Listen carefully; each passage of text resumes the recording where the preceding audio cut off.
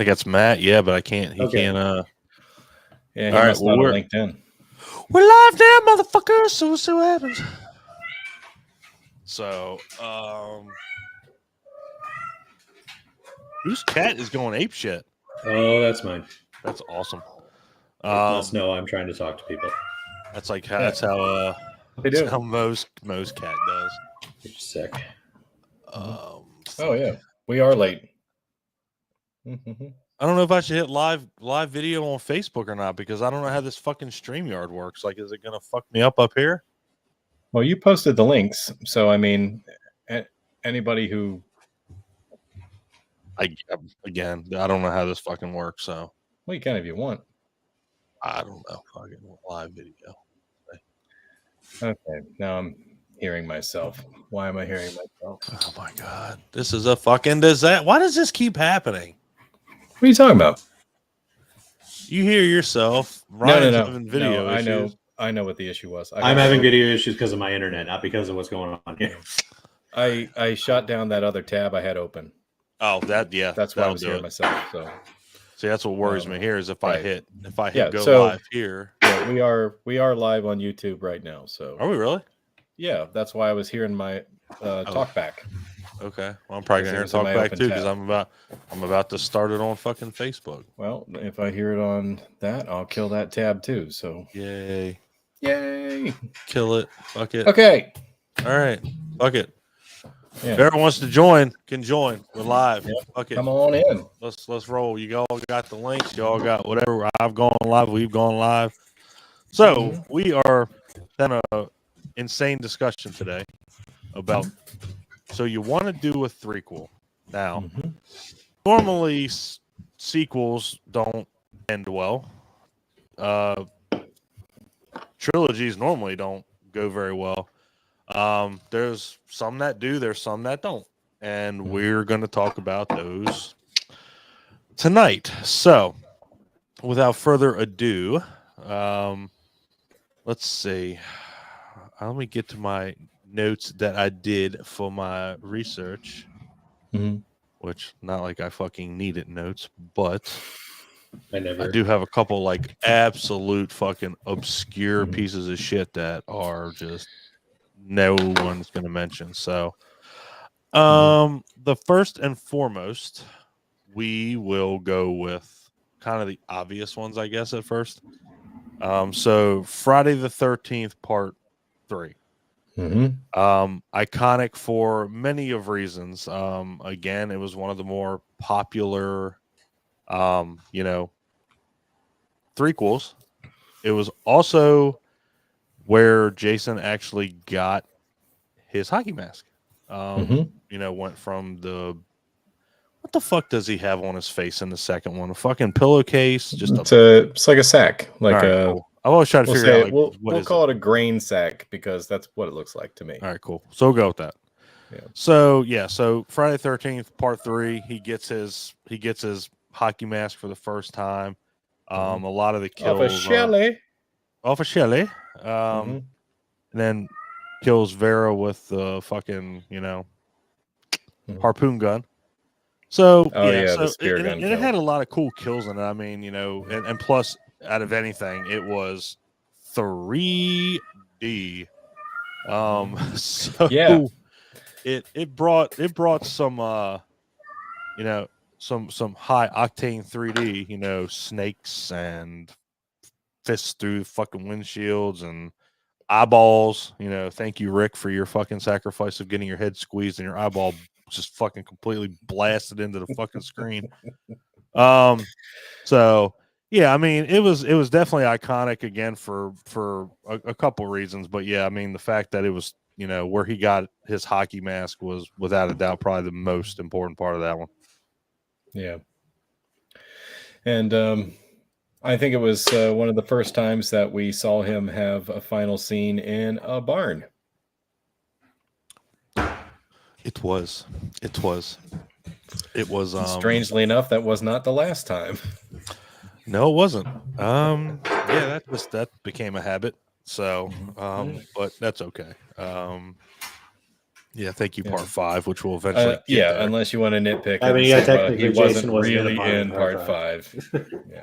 God damn it. Fuck both y'all, all right? I just was saying. It's in the barn. Well, wasn't it a barn in the remake at the end? Yes. Oh, well, there you go. Stop I it. think it was a barn. I don't know. It was a Stop wooden it. building. 3. I said it first. Yeah. All right. Wooden Clint, building. Clint, hit me with your threequel, Clint. Hit you with one. Okay. Hit me with one.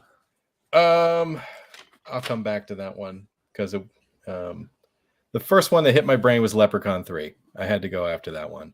Jesus. What? That's fucking random. Like, what? I went straight like mainstream, like Leprechaun 3. Well, hey, think about the first two. You know, in my opinion, you know, the first one was cool, but you know, it was kind of slow in some places. Maybe it didn't get developed very well as far as the plot line went. You know, 2 was meh. You know, I'm sure there's some people out there who love that, you know, but 2 didn't perform very well. So number 3 basically went direct to video, and they had to like find a way to make it really cheap. And their method of doing that, and the cool thing about it, the thing that I really liked was that they set it in Las Vegas. They didn't go for some rural, like, you know, house in the woods or a cabin or something like that, like they were doing in like the first one, you know, and the second. But they went right into Las Vegas, you know, and so I found out one of the ways they saved money was they basically filmed most of the movie in an abandoned hotel, actually in Vegas. And as far as like the outdoor stuff that you see, they basically did like one night of shooting to get all the outdoor footage with the Leprechaun.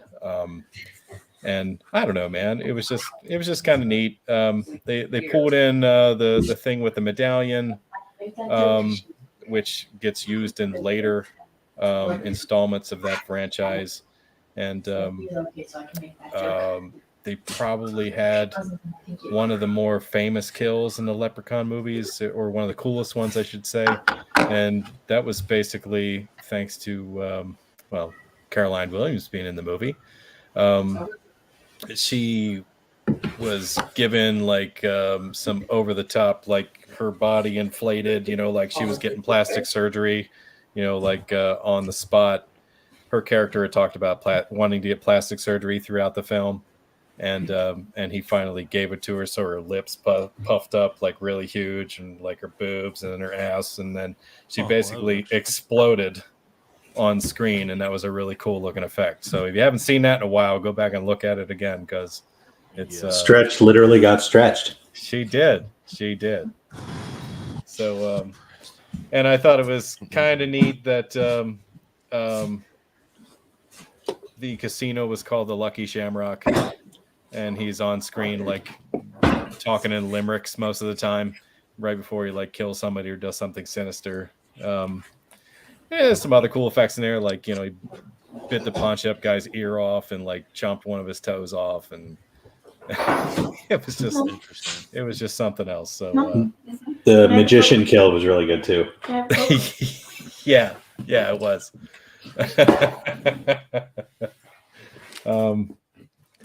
So I don't know. Maybe all this Shamrock talk. Oh, fuck you! No, another one. No. Don't fucking steal it. I'm not. Do you want to do it? And Ryan, don't you fuck? Well, you fuck steal it. All right, I'm letting old Matt in the stream real quick. So okay, see what he thinks. What's going on, brother? What's up? Well, not much. All right, so we're gonna have a running tally on the bottom of what we've already talked about. So we got Friday 13th, which you already know because you heard. We got that out of the way. Clint decided to pull Leprechaun 3 out of his ass. So I like that movie. And he's alluding to something else, and I know what it is, but let's see what Ryan's got to say, and then Matt, we'll come to you, brother. Okay, so you guys were mentioning obscure threes, so I think I got a pretty obscure one to start things off. Okay, all right. Just a moment.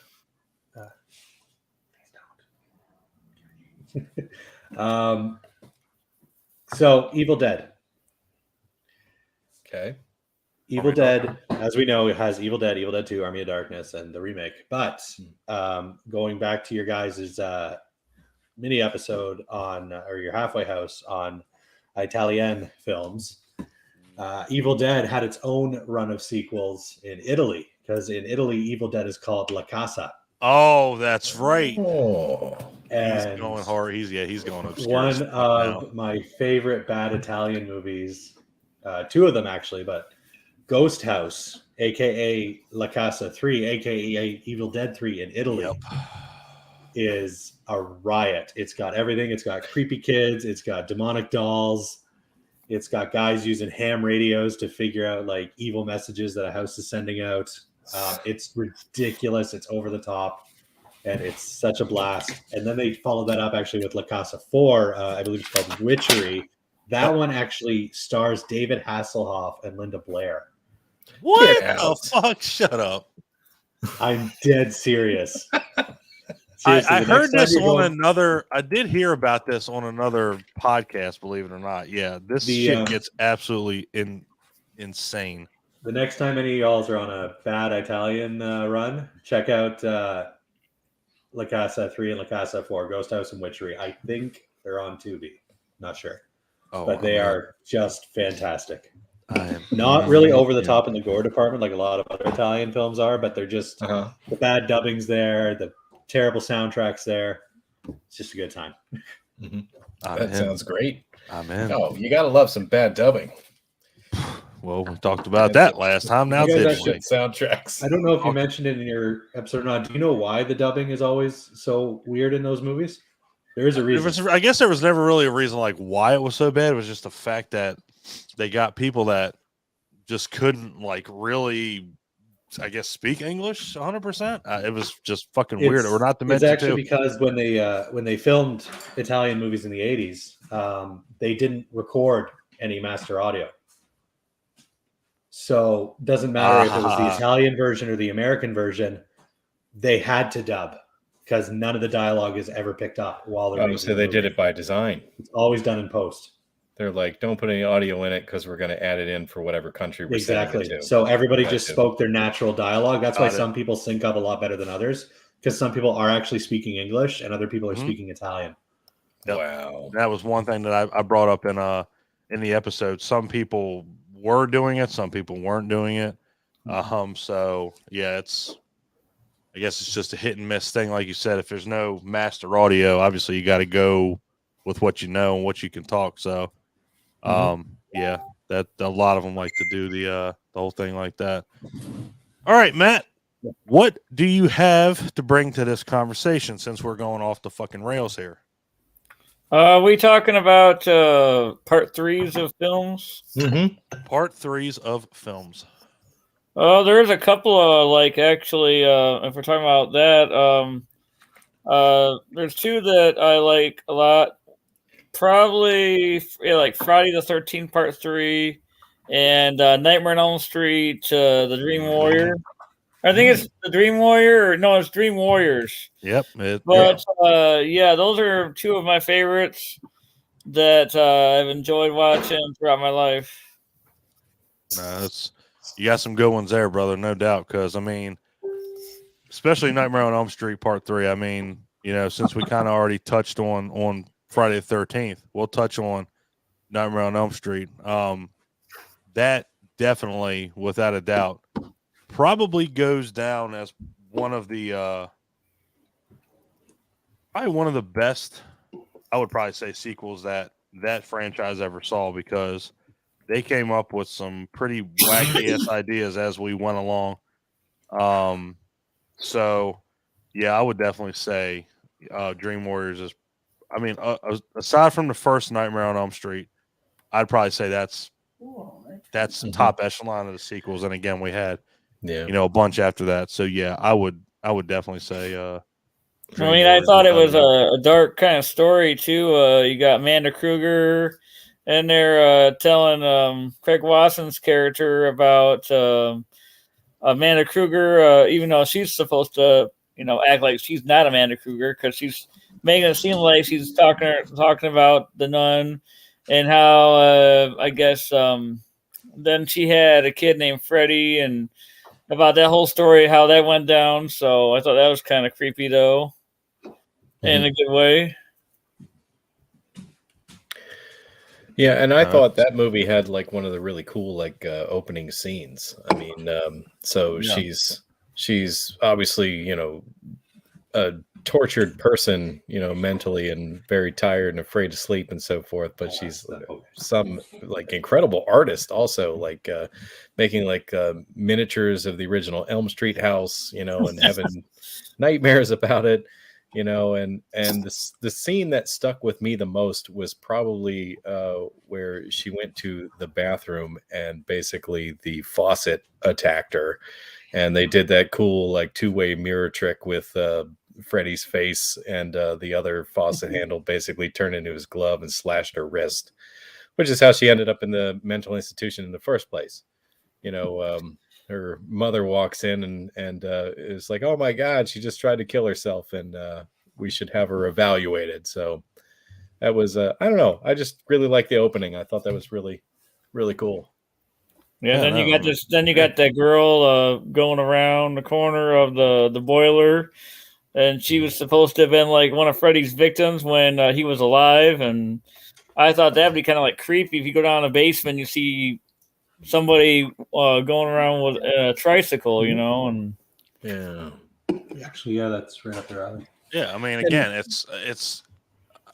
was I don't know, something about that one. It's just I'm kind of with you on it, Matt. Was the darker tone. I mean, of course they all have the dark tones or whatever, but that one it just felt darker because of the way that, I mean, especially the way that the kills are presented. I mean, you have a guy, that's sleepwalks. Freddy takes advantage of him by cutting his tendons, making him walk down the hallway, and was that the marionette scene? Marionette scene, yeah. So that was dark as fuck. And then you have welcome to prime time, bitch. One of his best lines. I mean, it was that's iconic in horror just in general. And then the fact, I think that it was the only time other than New Nightmare where you brought back, two fan favorites with, Nancy and her dad. And then of course, New Nightmare you had, playing their real selves. But yeah, I would definitely say, Dream Warriors has like a definite darker tone than a lot of these other ones, just because of how it's presented, and the whole mental institution too. That like it just adds everything you kind of talk about, just adds to the whole. It just compounds everything to make it darker. So and it's great. It's amazing. So yeah, definitely put that on this list of threequels that are good. Yeah, it's funny too, because even if you're not a huge fan of 3, you have to respect the fact at how much the rest of the like how it's cemented so much for the rest of the franchise. Yeah, because basically everything other than Freddy gets you in your dreams comes from part 3. We didn't get anything from part 2. Nope. Everything 4 on after that has to do with what 3 gave us. Yeah, it's something else, man. It's a good one too. Like the fact that it can do what it does. It's something else, because again, you don't have a lot of these sequels, especially to horror movies like that can, kind of line up. I mean, look at the way that it goes from there. You got, the Dream Master, then the Dream Child. So, and the other thing with 4, brings back, I think it's, what is it? Joey and Kincaid. So Joey it brings Kincaid back, and Krista, but she's Krista. played by oh my god, Alex was Wilcox, last name Lisa Wilcox. No, Lisa Wilcox played the new character. I'm talking about Krista from part 3. She was played by oh my god, brain fart.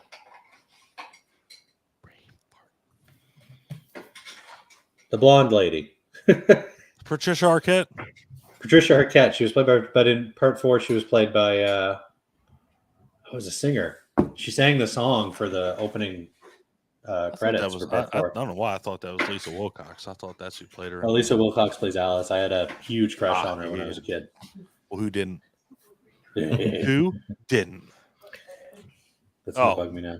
I gotta look it Well, up. speaking of getting bugged, or I don't even know if I can go into that one because I was thinking I was like getting bugged. Like, what can I bring up? There Tuesday is night. Okay. Say again. Did you say Tuesday night? Tuesday night. Knight. That was the name of the actress who replaced Patricia Arquette for Nightmare 4. Well, I'm so glad they got creative with the goddamn name. Thank you so much for, Tuesday night. Probably your stage name. I mean, it might be a real one. If it's a fucking Who man, knows? Maybe that's when she was born and her parents had a sense of humor.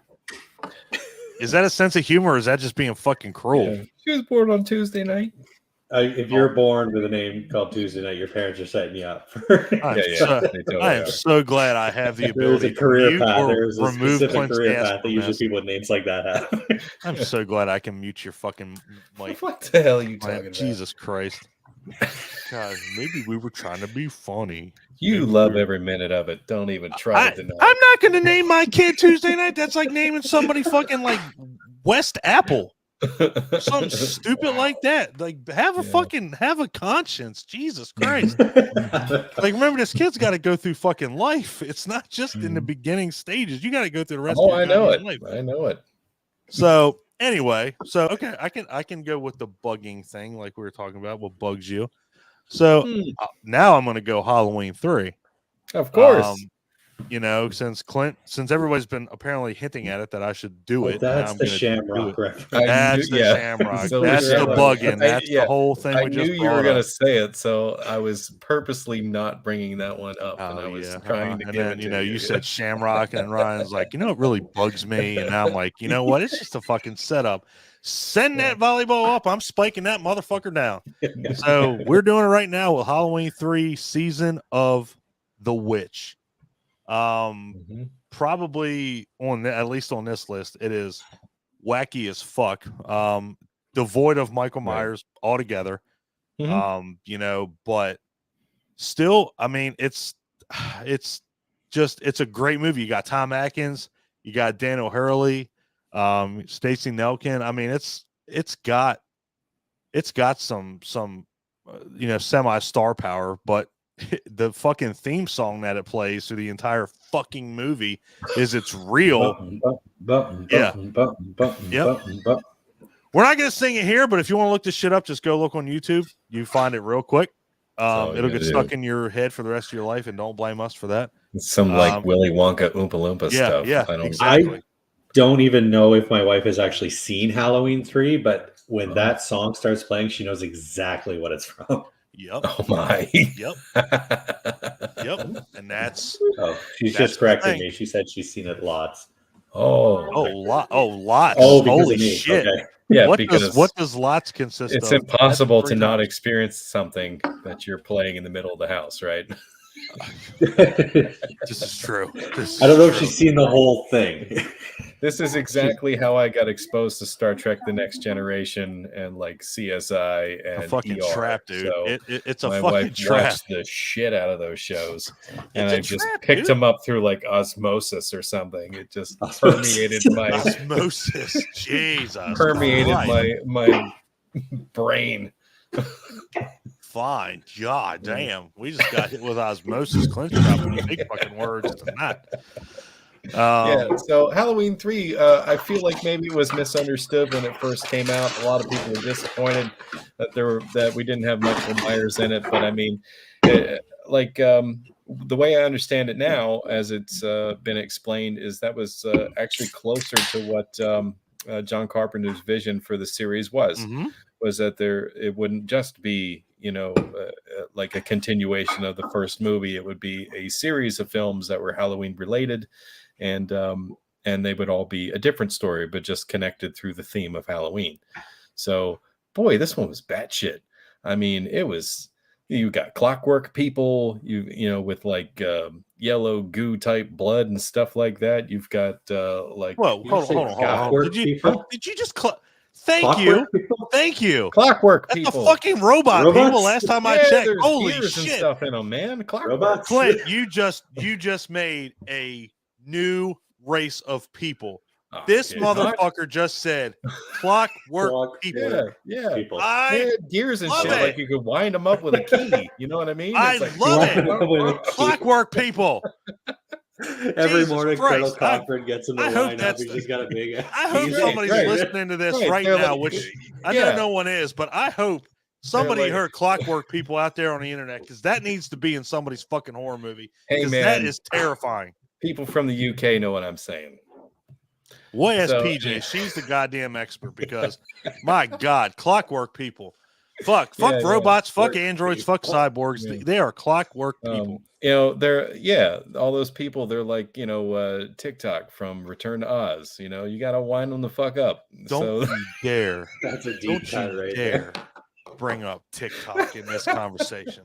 Let's just make Don't that you canon now. fucking Halloween dare. 3 is set in the same universe as Return to Oz. I think so. Jesus. Like, I'm shocked I didn't see somebody like taking their head off and putting a new one on. You know what I mean?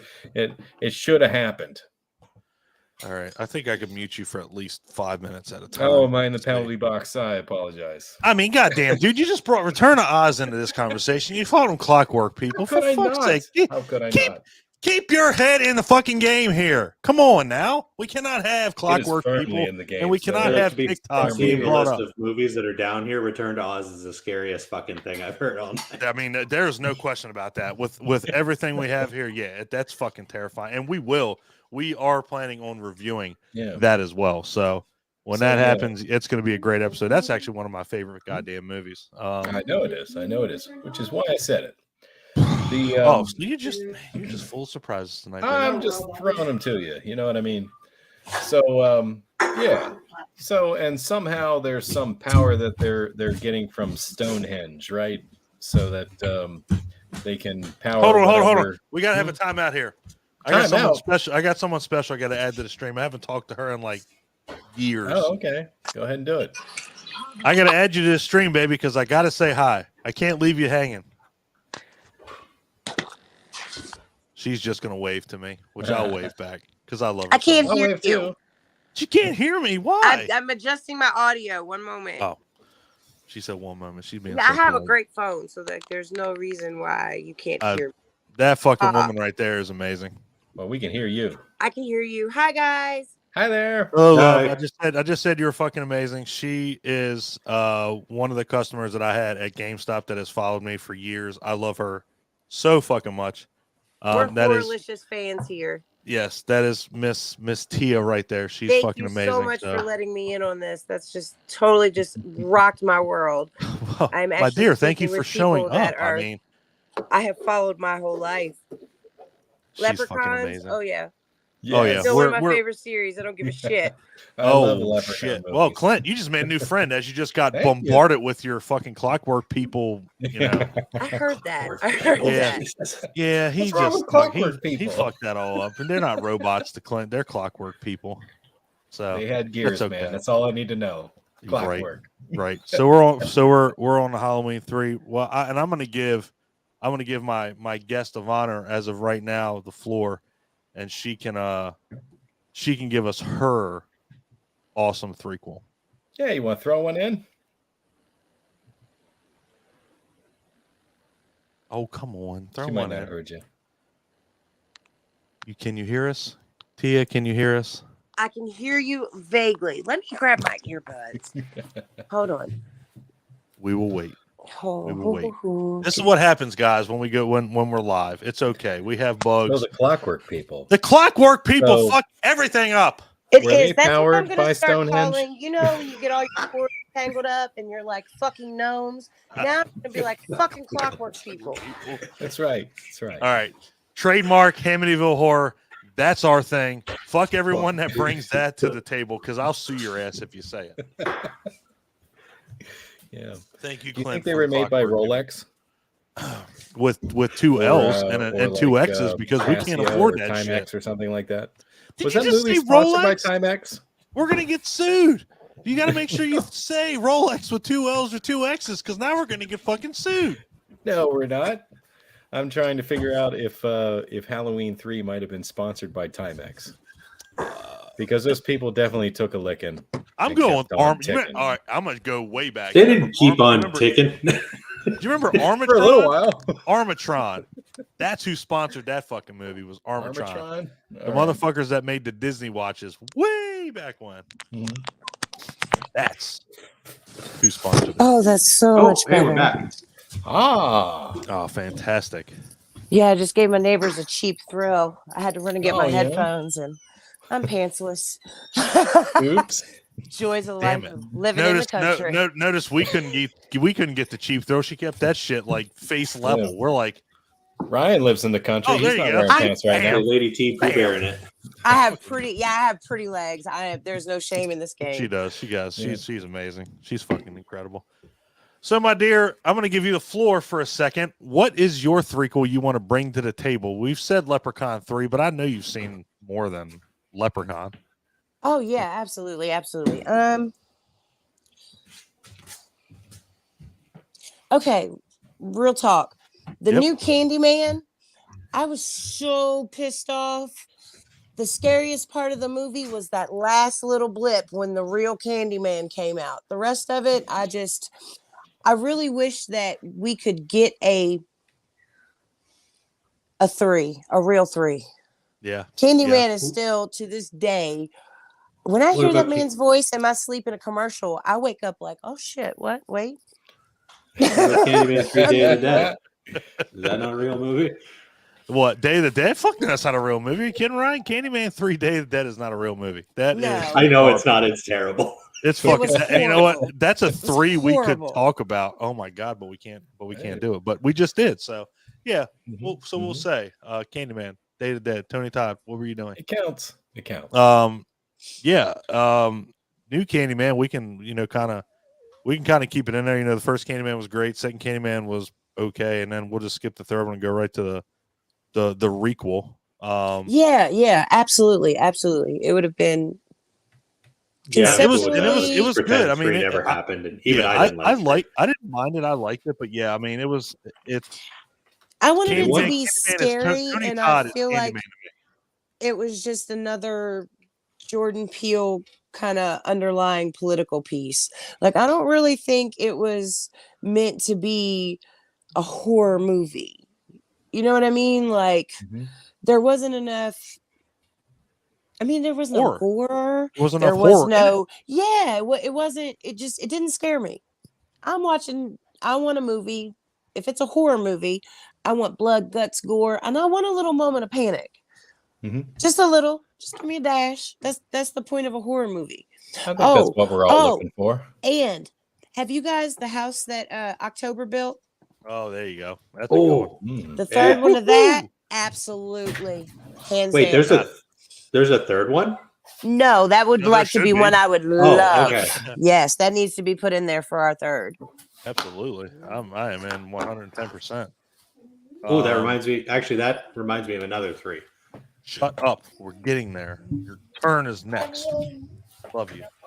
I got to update the banner. I'm sorry. More. Man, fucking tastic. Yes. More bubbles? Oh man, that is a fantastic one. I'm so glad. Sorry guys, I'm gonna gush over her. I'm so glad that she showed up because she was like, one of these days I'm gonna show up. I'm glad she showed up. And then this is the fucking day. I've missed you, so I'm so glad that I had the time to. You know, because normally I'm all wrapped up in my kids, but that's the one great thing about divorce, man. Like, I had to find something to do with myself, and now I know what to do with myself when I don't have my kids. Your ass is on this fucking live stream 24/7. Your ass is on this live stream, baby. You just come on and there are some perks. In the morning, and I'll be on the live stream. There are some absolute perks, yeah, like discussing horror movies with great people. Absolutely. Well, Candyman is definitely is up there. So yeah, without a doubt. Man, yeah, I really wish Candyman 3 would have been better, but skipping that and then going to the new one, it was still. I think we could really if you've seen the house that October built and the second one, I think a third one for that would be absolutely, because the second one did not live up to the first one. No. So I feel like the third one could be fabulous if somebody was. The second one still wasn't a terrible movie though. It was still good. It was not. No, it wasn't. It wasn't terrible. No, it was not at all. They're not. They're phenomenal movies, and I'm really glad to. If you're like a fan of found footage or mockumentary, for sure. Yes, 100%. All right. Well, we are going to move on to Ryan, who you think is actually, isn't it? I think it's Clint's turn. No, Clint is. Are you occupied, Clint? You want Ryan? No, to go I'm next? fine. Okay. Go, baby. Thank you guys for having me. Are you Yeah. leaving? No, I was Okay, just thank saying you. thanks before somebody else's turn because I might get a little Jesus, busy. Here yes. in a Please minute. don't leave. God damn it. I would be mad. I'd be disappointed. I won't. So you can watch. Go on, So there, Clint. Maybe with your bubbles. I wouldn't be true to myself if I didn't bring up the Alien franchise. So I'm going to say Alien 3. So yeah, the prison planet. Come on, maybe it wasn't your favorite, but Wasn't mine. yeah, no, it wasn't your favorite. I know it. But it was better than Resurrection. So Yes, it was better than Resurrection. so Wait, What? sorry, what did Clint bring up? Alien 3. Alien You 3. son of a bitch. Was that on your list? That was my Yeah. number one.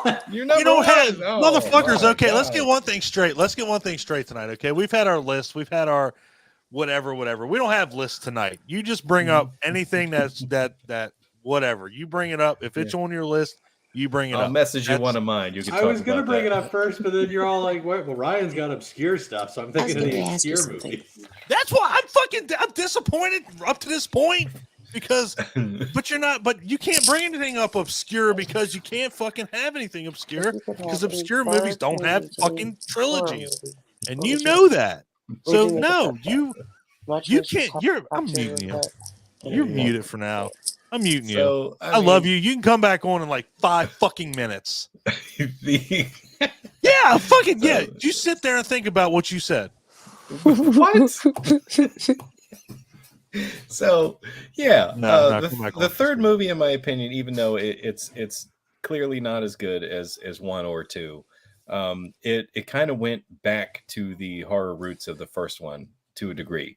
So like we stepped away from the action film, type thing that part 2 was, and we kind of went back to more of a I don't know, like a cat and mouse type thing. And they went off the rails with having the face hugger attack a dog, and then we get we just got this new we don't believe in that. yeah, that's where they introduced the idea that like the host is genetically part of what the manifestation of the alien is then, where we didn't really know that before because we had no other references because it was always face huggers with humans.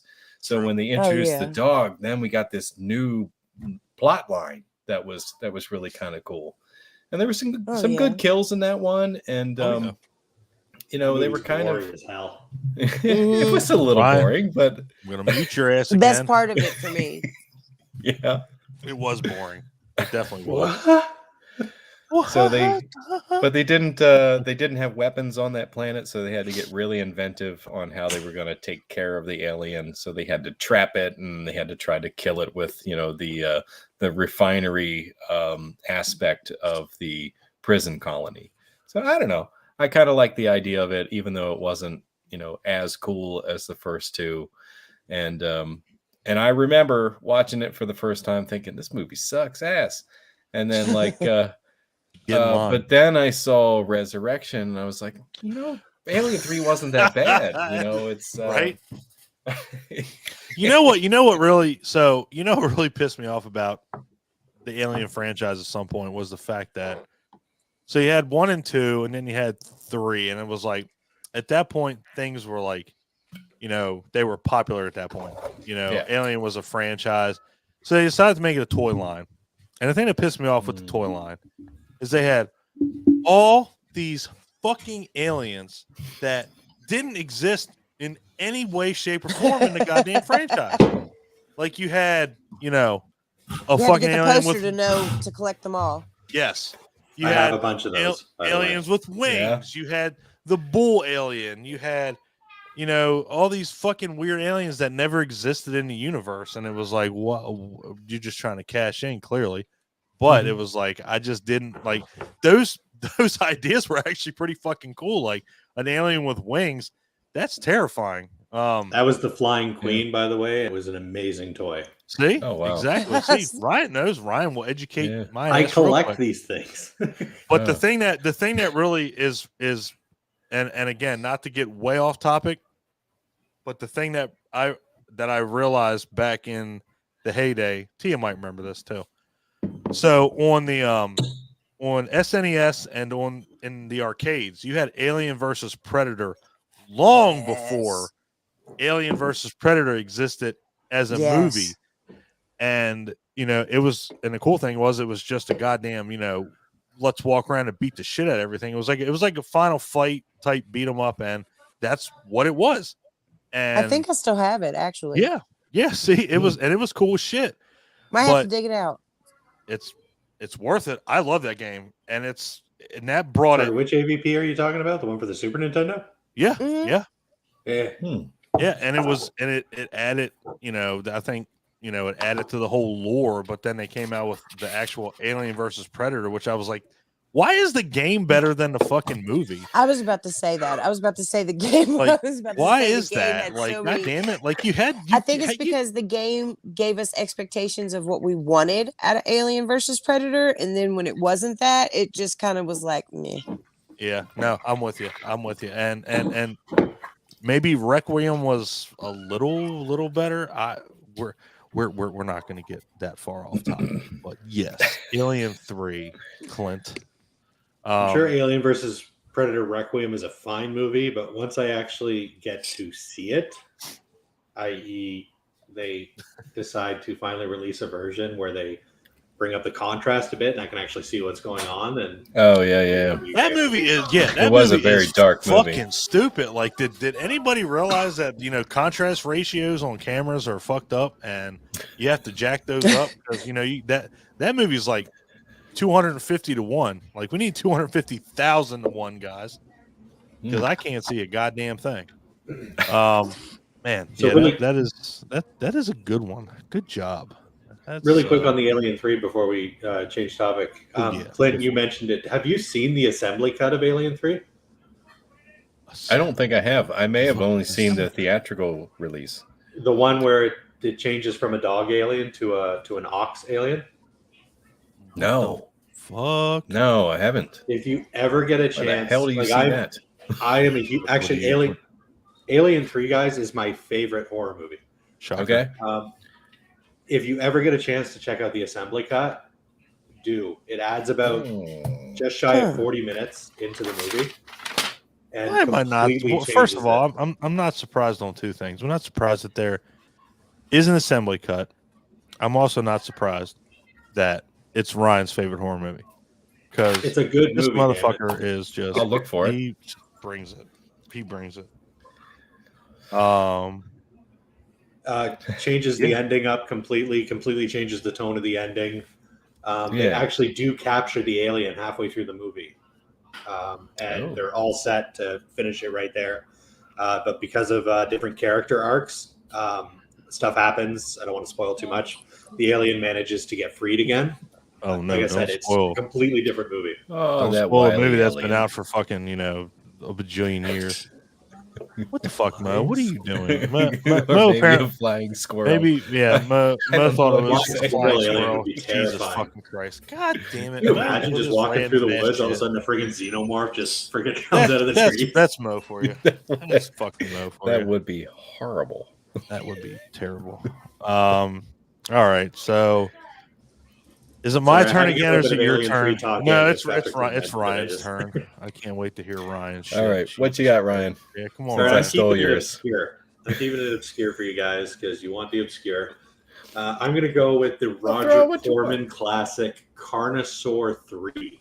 Get the fuck out of what here. The fuck? Really? Carnosaur 3? Carnosaur 3. So here's what happened. Hear me out. Okay, look it up. It's actually a really cool story. Okay, so Jurassic Park, right?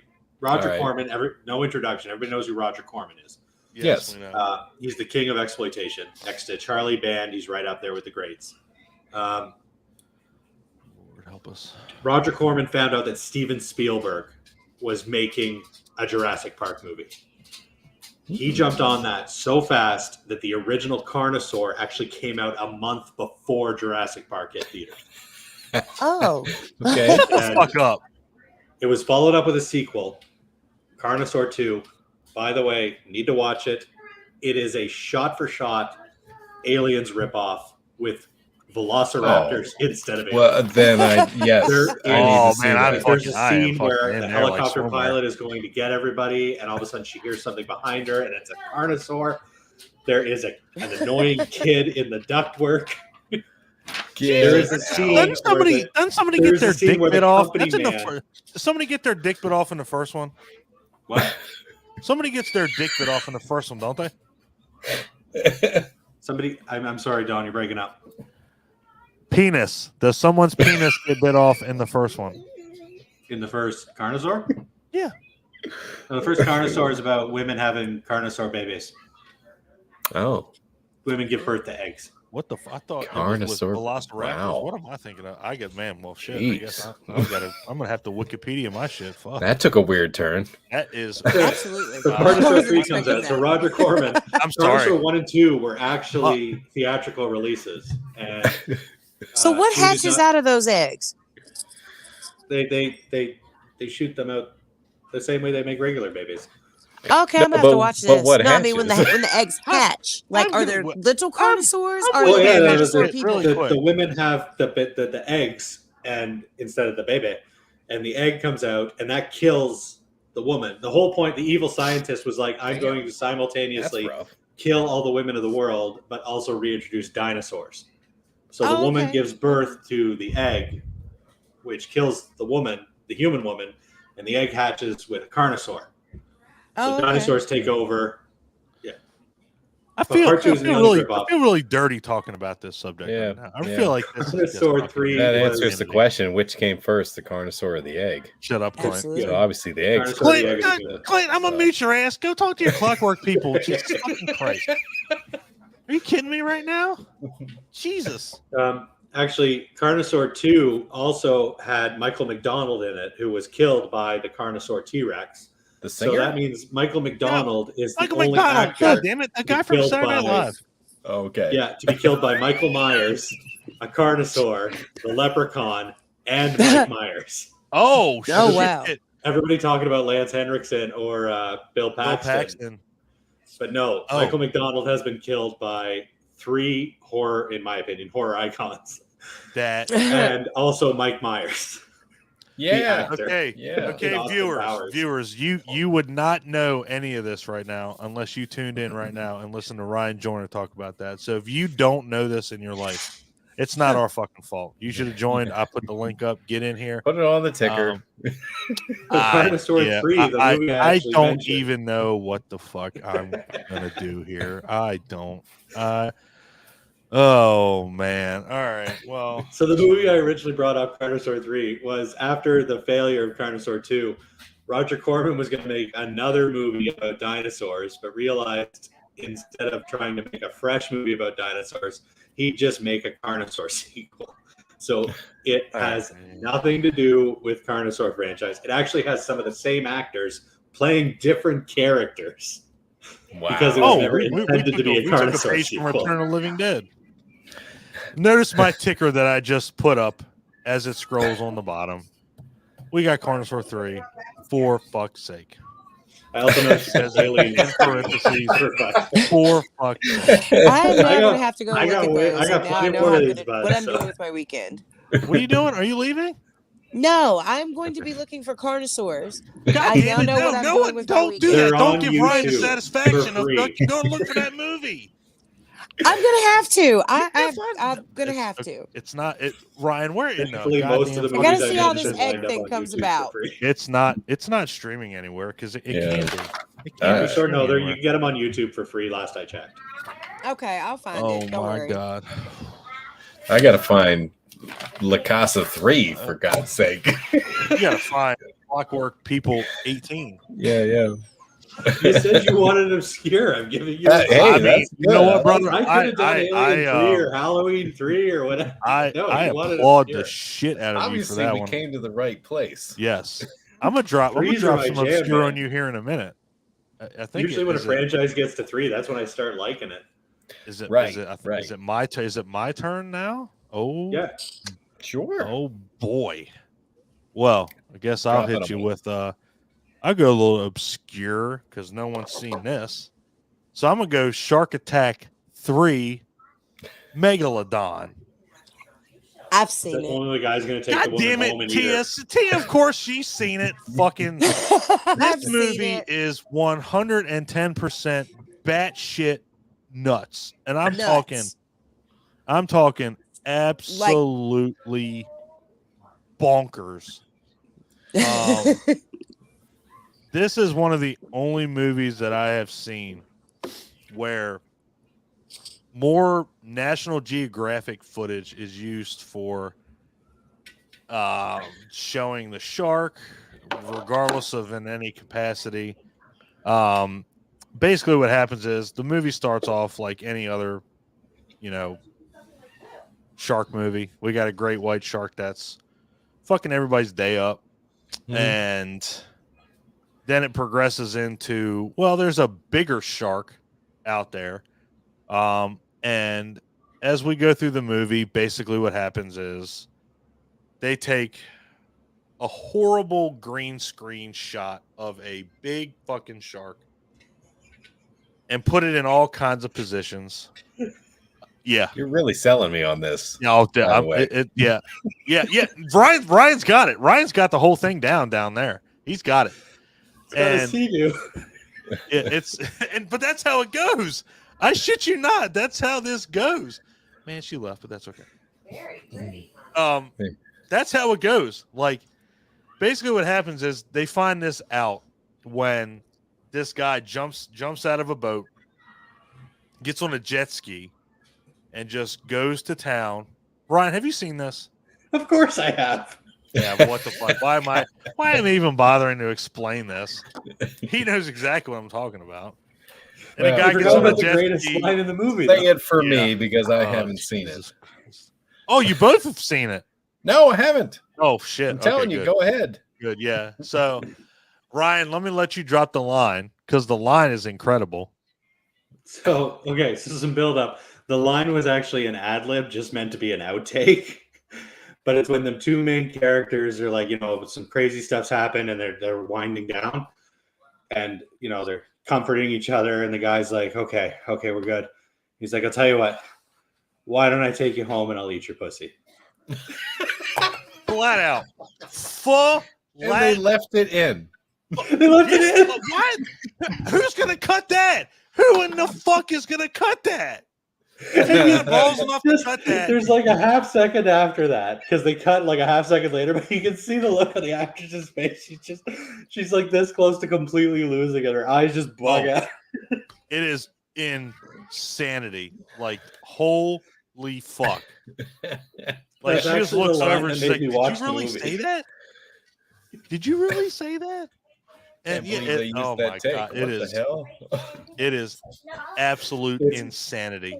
It's the whole movie is gold. It's just it's bad, insane. right now. And then the best part is that you got the guy that jumps on a jet ski and they have the the National Geographic footage of the shark coming out and then just going right into the mouth. No, I need this on. It's just a shot of a shark going now through the water, and they just green screen the jet ski going. Yes.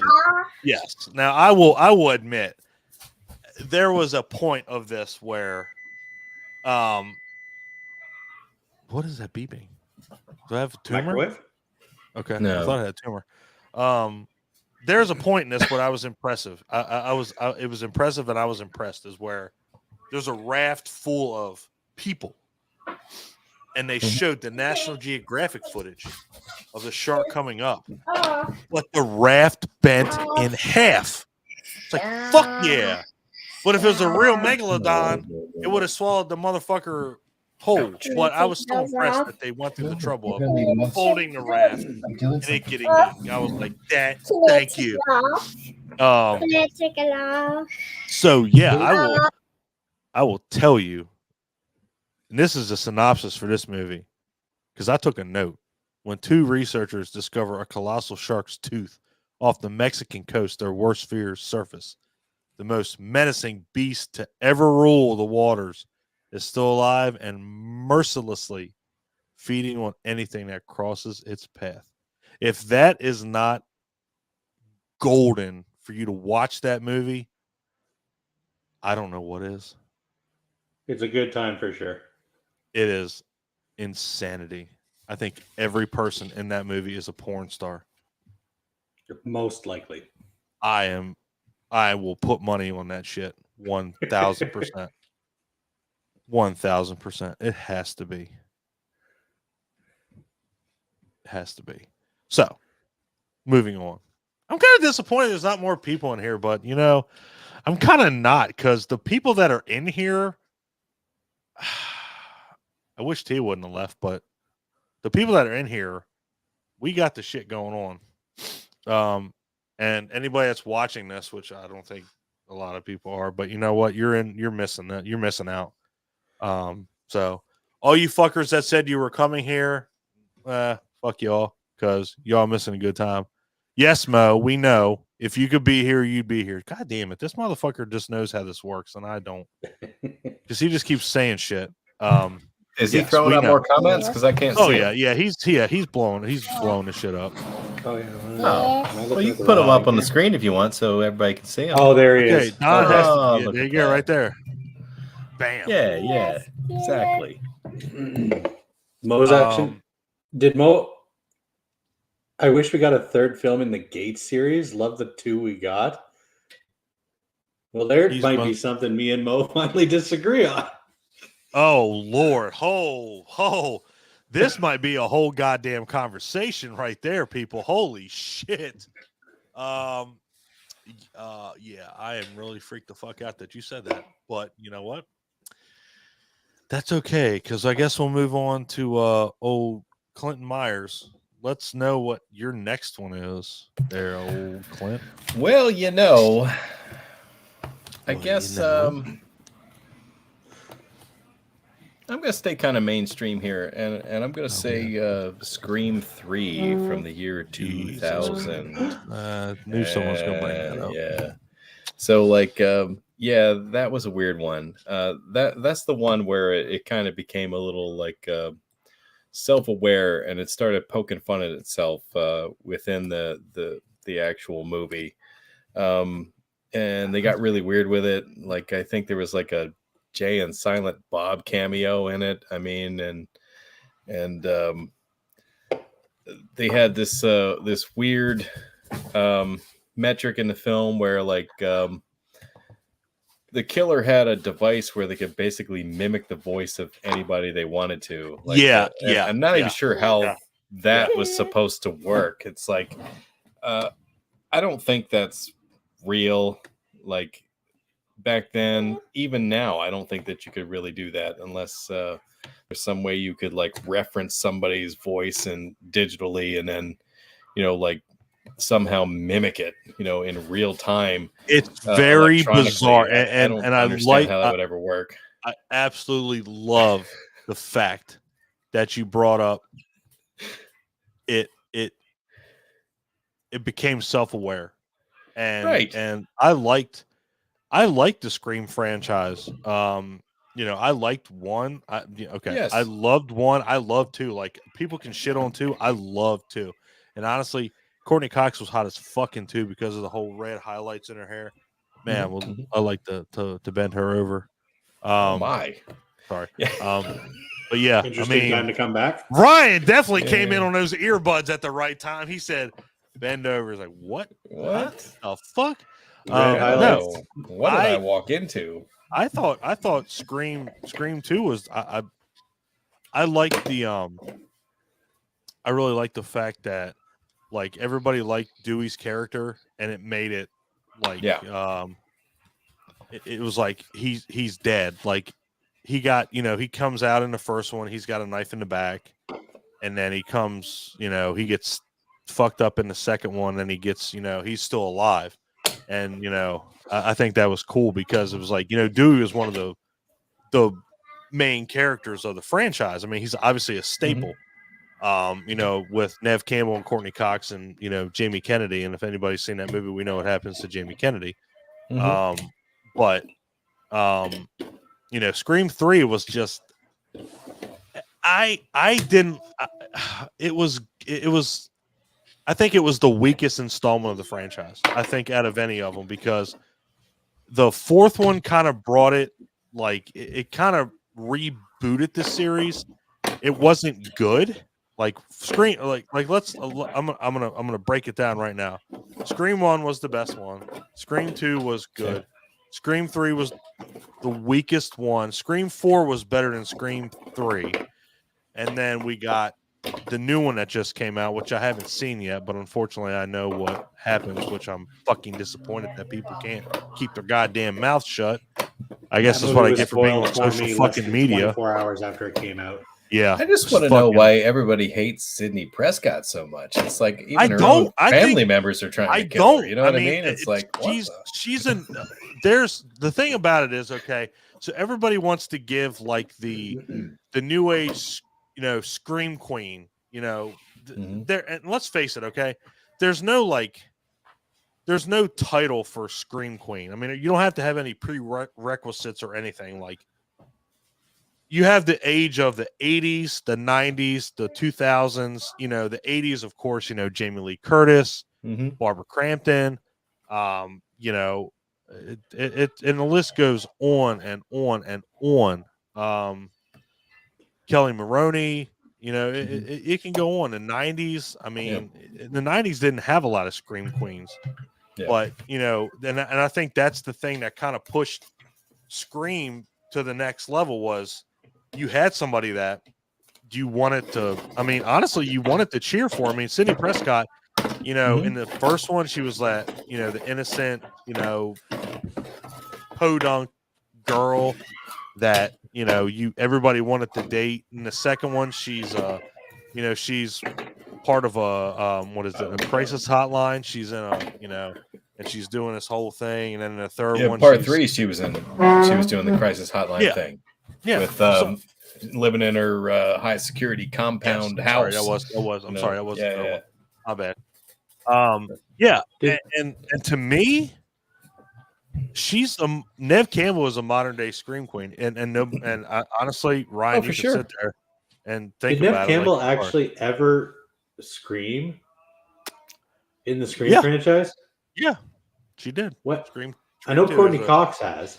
There's a couple scenes that I can recall, and especially in like Scream 2. Now Scream 3, see, and Ryan, and you know what? And that's funny that Ryan brings up a good point with that. Is as the franchise goes on, and maybe it goes a lot of franchises, but as far as like Sidney Prescott goes, she just got kind of, I guess, rock solid as we go along. Like the first one, she was a, adolescent, didn't know any better. The second one, she's, she went through what she did. Third one, it's a little bit different because she's, she goes to Hollywood to see the whole Stab movie. But yeah, as we go along, it gets to the point where she just doesn't really give a shit anymore. She's like, well, I'm used to this now. And I think that kind of brings that's detrimental to the character. Like, well, that's kind of the if point. You don't give a shit anymore, then why am I going to give a shit about you anymore? That's kind of the point I was bringing up, because I'm trying to remember in the first Scream when I know she gave a couple of like quick little screams, like at the beginning, ghost faces in her house, stuff like that. But from the second one on, Sydney's always played such a strong survivor. That's true. That is very true. And I know, like in Scream 2, you have Courtney Cox reacting to Randy's death, stuff like that. Sydney's been such a strong survivor in these films for so long. I'm honestly, she still deserves, like Nev Campbell deserves the title of Scream Queen, but sure, I don't know if she's really given like that belt. I'm glad you brought it up. And Clint, I'm not discounting anything about Scream 3. Like Scream 3 had its moments. Oh, I love Scream 3. Yeah, it's my second favorite of the franchise. Being in Hollywood, Patrick Warburton as a goddamn security guard. That was fucking cool. Amazing. And we had another Patrick in there, didn't we? Wasn't Patrick Dempsey in that? Yes, Patrick Dempsey. Yes, the two Patricks. Yeah, Patrick's times 2. It was, and it was, but here, and I think the thing about it, and I think both of you can agree with it, and you guys can, everybody out there can disagree, but I think one thing that Scream had that these other franchises didn't, it wasn't drugged through the mud. It wasn't beat to death.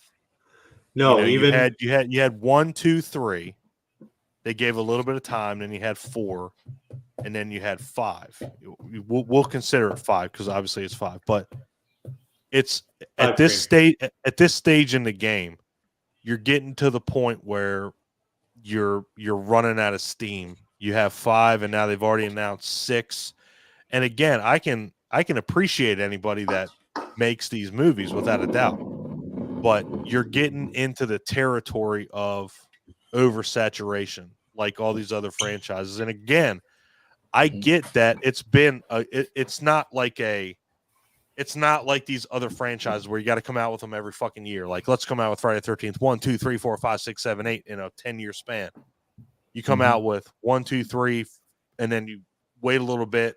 4 comes out in the 2000s, and then you wait until 5, this past January. But you're getting to that level where now you have 5 movies. And 5 movies, you're getting to the point where and me and Clint have had this fucking conversation off mic numerous times. What are you going to do differently? You've already done these things so many times. What more can you do? And Scream, I was hoping, because I'm a big fan of the franchise, I was hoping it was going to fall in that trap. But after this last one, it's like, that's where it's going. Honestly, the newest Scream, I thought it was great. What you were talking. Oh, go ahead. No, go ahead, man. I was gonna say, with what you were talking about, like, there's so many franchises out there that are just trying to. That's why I'm kind of worried about Scream 6. But Scream, to me, even if you love it, you hate it, you have to respect Scream because it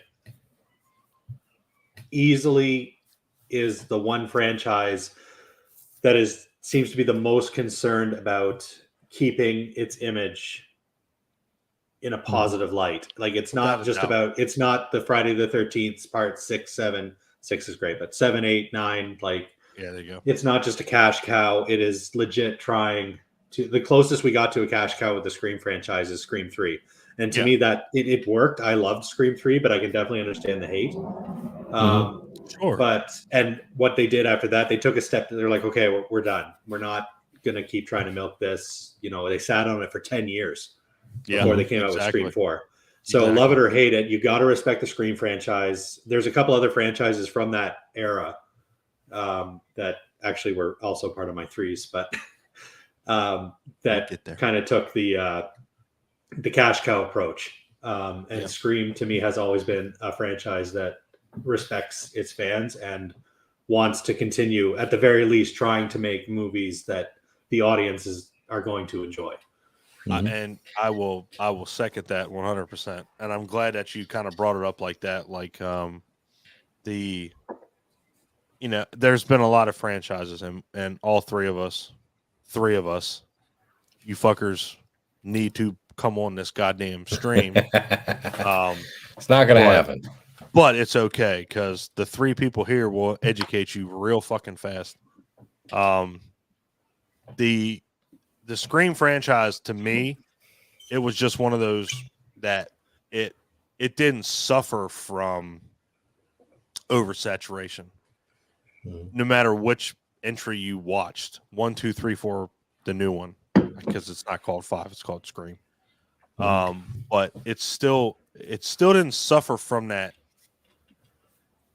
from the oversaturation that these other franchises did. And to me, that's a good thing. And I know we're talking about Scream a lot, but again, I definitely want to I'm going to give Scream a fucking shout out, because it didn't do what other franchises did. It did not falter. I think what you're trying to say is it didn't deviate from its formula and its storyline.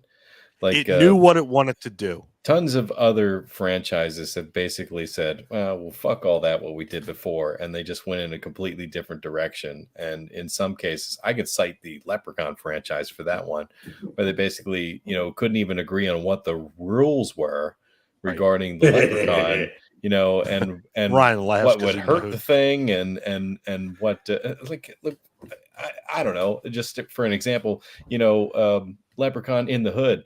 Where did the fucking flute thing come from? We never saw it before. We never saw it after that. It's like, yes. But there it is. We did have the medallion from part 3, though. Yes, we did have the medallion. But I mean, it's like they just kept creating new rules for it. And it's like, that's one of those things that seems to occur in several franchises. It's like, but Scream didn't do that. It was basically the same thing. They just tried to reinvent it a little bit each time to where just to give you a connected storyline, which I have to have some respect for that. It's really cool that they did that. Scream also had legacy characters before legacy characters were a thing. True. Yeah. True. Yeah. True.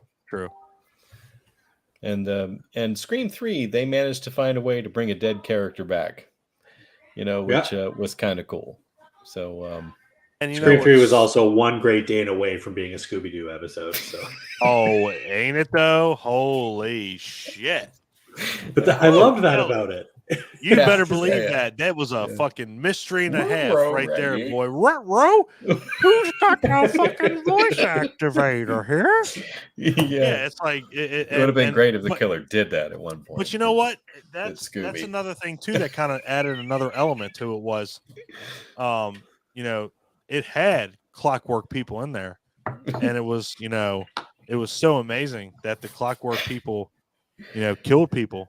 Clint, I'm just fucking with you right now, but no, I like the fact that you brought that up because that is a really good analogy, Ryan. Like it really did. It felt like it was more of a mystery thriller horror than it did like a horror like the first two.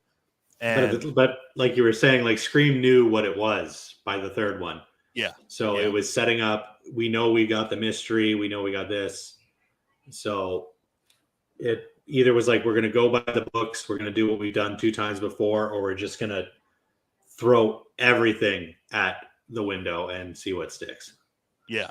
Yeah. And I like the fact we got Princess Leia in the records room. Yes, we do. Yep. And she makes a freaking Star Wars joke while she's in there. Yes, she does. That was pretty amazing.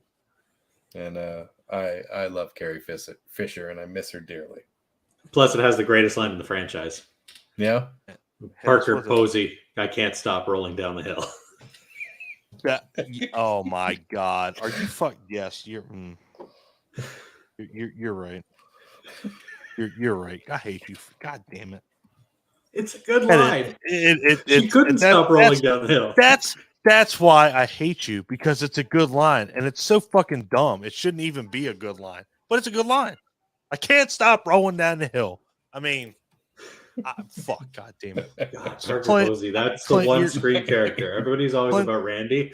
Parker Posey needed to be in more. What are you talking about? Why am I cut off? The hell did I do? I gave you a good movie to talk about. We've been sitting here talking about it for a solid 10, 15 minutes. I'm only kidding you. Whose turn is it? It's mine. Okay. Actually, it's funny because Mo, I'm watching the comments here. Okay. Mo mentioned. Yes, I know. God, he's going to drop it. God damn it, Ryan. What, you were going to say it? No. I just know you're going to bring it up because Puppet Master 3? There. Yes. Of course you got to do that. Puppet Master 3. I mean, what do you say about it? It started as a franchise about killer puppets, and somehow Puppet Master 3 became this amazing film about the Nazis and about oh wow, I've drank way too much Irish whiskey. Cool. The Nazis and their censorship of anything towards Hitler. Like, if anybody had any opinion about the war, they would be immediately shut down. So there was this commentary about the war. At the same time, about self-aware puppets that would bend to the whim of their master. The movie is way better than it has any right to be. And you get he's such right. amazing puppets. You get Six Shooter, you get Blade. He's right. It's just I really wish Mo was on here. I really wish Mo was on here. I can't remember his name off the top of my head. What? But the actor who they got to play Andre Toulon in that movie is just so good. Oh shit! Yeah. Well, we gotta get this right. Yeah, Mo will never because it wasn't the guy from the first movie. Sorry, the guy from The Burbs is not the guy who was only like in his 50s in that movie. Mo should be in here really quick if I don't pull it up first because Christ, that's just was it Guy Rolfe? Oh yes, Guy Rolfe. Yes. And he reprised his role as Andre Toulon in several of the sequels. Yes. It's he's great, dude. That man's phenomenal. Is just phenomenal. He's he great. Talks, you listen, and the way the story works, like it's so much fun to see that the puppets are the good guys. Yeah. Which they continued for parts 4 and 5, and then after 6, it gets a little spotty. It gets really fucking weird because I tried to watch a lot of the puppet and I mean Clint knows this because I brought it up numerous times. Like one of the first franchises that I saw getting into horror was Puppet Master 2 because they always showed it on like USA or TNT Puppet Master 2 is another good whatever. one. Yeah, but yeah, it was 3 kind of brought it to the forefront. Like it really did. Like 3 was great. And like you said, 3, 4, 5, as for what they are, they're phenomenal movies without a shadow of a doubt. Like 4 and 5 are an excellent time. By the time I was renting movies from my video store, Puppet Master 1 and 2 are already out. 3 was the first one I was looking forward to. And 4 and 5 for me, as whatever problems people have with them, it was something I looked forward to as a kid, and I hold a lot of nostalgia for Puppet Master 4 and 5. Charlie Band in general is just like, if I was renting a full moon movie, I knew I was about to have a good time. And Marianne, I'm really glad that you brought that up because obviously Mo is probably going to suck your dick at some point because he's we know how he is. But no, I mean, is this where I tell Mo I hate the Evil Bong franchise? Jesus Christ. Let's go back to that. Let's go back to the comments, people. I'm not even sure that he likes those. I think he's more into the crossovers than he is anything else. The motherfucker has to realize when a bad movie is a bad movie. I mean, God damn it. Seriously, come on. I mean, it was kind of fun when Tommy Chong came in, It was. It did there without a doubt. I mean, we know that without a doubt. When he comes in, it's a fun fucking movie without a doubt, but it's like, is it a good movie? Yeah, and it's really not. When I say Tommy Chong was probably some of the best acting in those movies, that 1000%. That's because Tommy Chong is an actual actor. That is very true. Which I think about 99% of the rest of the cast cannot say. Yeah, this is very true. It's so true. All right, so let's move on from. Your turn, Don. Where in the fuck did we go? Scream 3, Puppet Master 3, Puppet Master 3. Yep. Do I want to keep it? Do I want it, Clint? Do I want to do? Well, you do Mo what you just want. said it. Mo just said it. What a dick! He knew where I was going. What did he say? I can't see these comments. Let me show because he knew where I was going. He knew it. I saw that. I was wondering who was going to bring it up. He knew it. Yes, and Clint knows it because he has. Yeah. He knows it 1000%. The movie that I was going to bring up, and I didn't want to bring it up so early because, yes, Ryan is pounding that whiskey, and we got a beer. plenty. No, we got plenty of time. I was saying he has to. Yeah, do it, baby. Third installments of movies. Do it, baby. Yeah, proper number 12. Oof, that's so the you kind go of in Exorcist 3. I'm Scottish. I know about that. I'll drink that too. Yeah. The Exorcist 3. Holy shit. do not have a more love-hate relationship with a franchise that I do with the Exorcist franchise. Do you want this? And again, guys, I'm just. This is my real. This is my number one. It's a damn We've good covered. movie. We hit Friday. We hit Friday Part 3. We hit Halloween 3. We hit Nightmare 3. We hit Army of Darkness.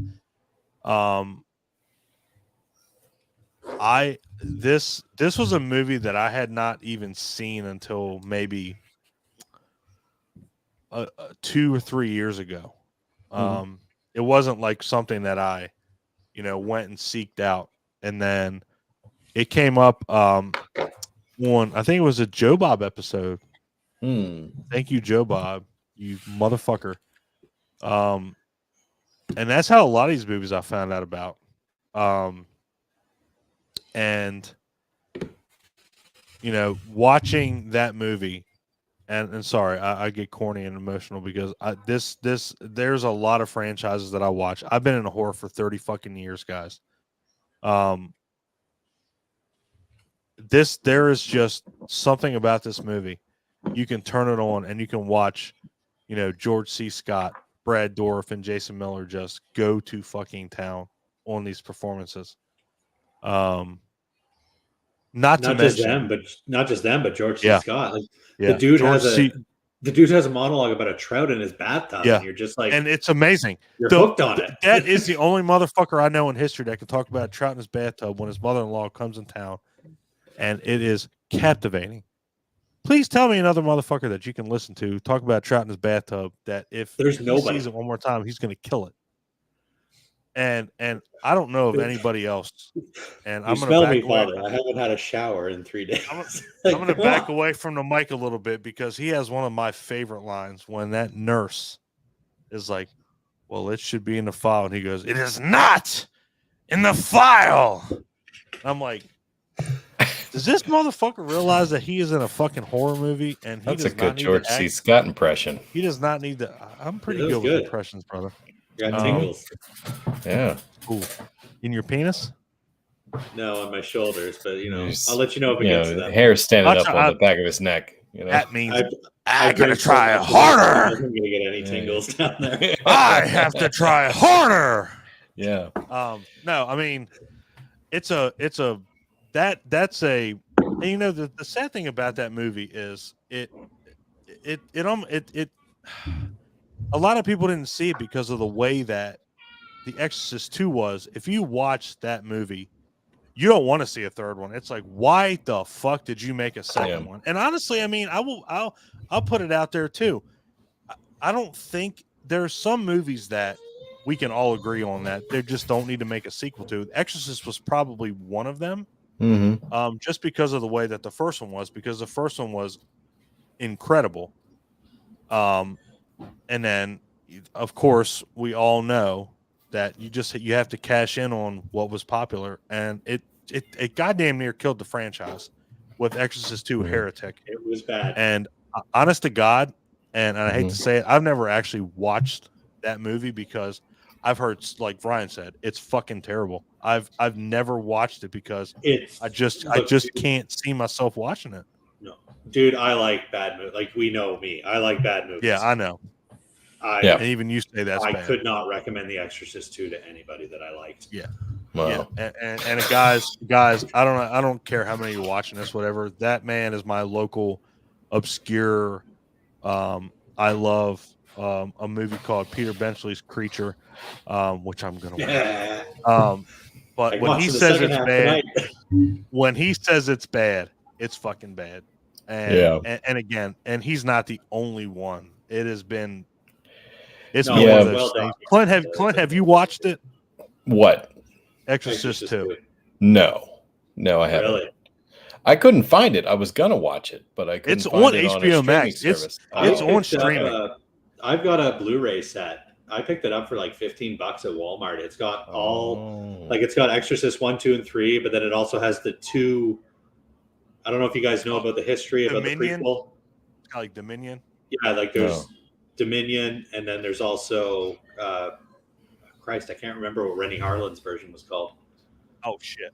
Basically, the movie was filmed as Dominion, prequel to The Exorcist, but they said it was too boring. So the studio brought in Rennie Harlin, Cliffhanger, and Die Hard 2's Rennie Harlin. Oh, wow. And was like, let's make this pop a little more. So we got what I can't remember what his version is called, but I got to hold on. It basically, they share about maybe 15-20% of the same scenes. Yeah. But otherwise, they are two drastically different movies. Yes. I got you. It's worth watching both of them just to see what happened. Right. Oh, just so you guys know, because Ryan said it, and now I feel like I have to bring it to the forefront. It was Exorcist the beginning. That's it. Yeah. Oh. The prequels to the basically Marin, Father Marin from the original Exorcist. Mm-hmm. Okay. It's about. Remember how the movie starts with him in Iraq? Yep. Yeah. It's about what he did just before that. Okay. I think he's in South Africa or something. I have not seen a lot of, the offshoots of, The Exorcist, because it seems like it's just one of those things that it would just probably piss me off, because I can watch anything. I mean, you guys know I can watch anything. I mean, I've been the only motherfucker on the planet Earth that has watched Sharks of the Corn twice. That's probably not true, but it is true. And out of us, it is true. It's true for all of humanity. But no, I mean, it's just one of those things that I really love the first one, and I've never seen the second one, but the third one kind of just brought it back. Like, the performances by George C. Scott. I mean, goddamn, Brad Dourif in that movie. Brad Dourif is a treasure. That's how he got put on the fucking map.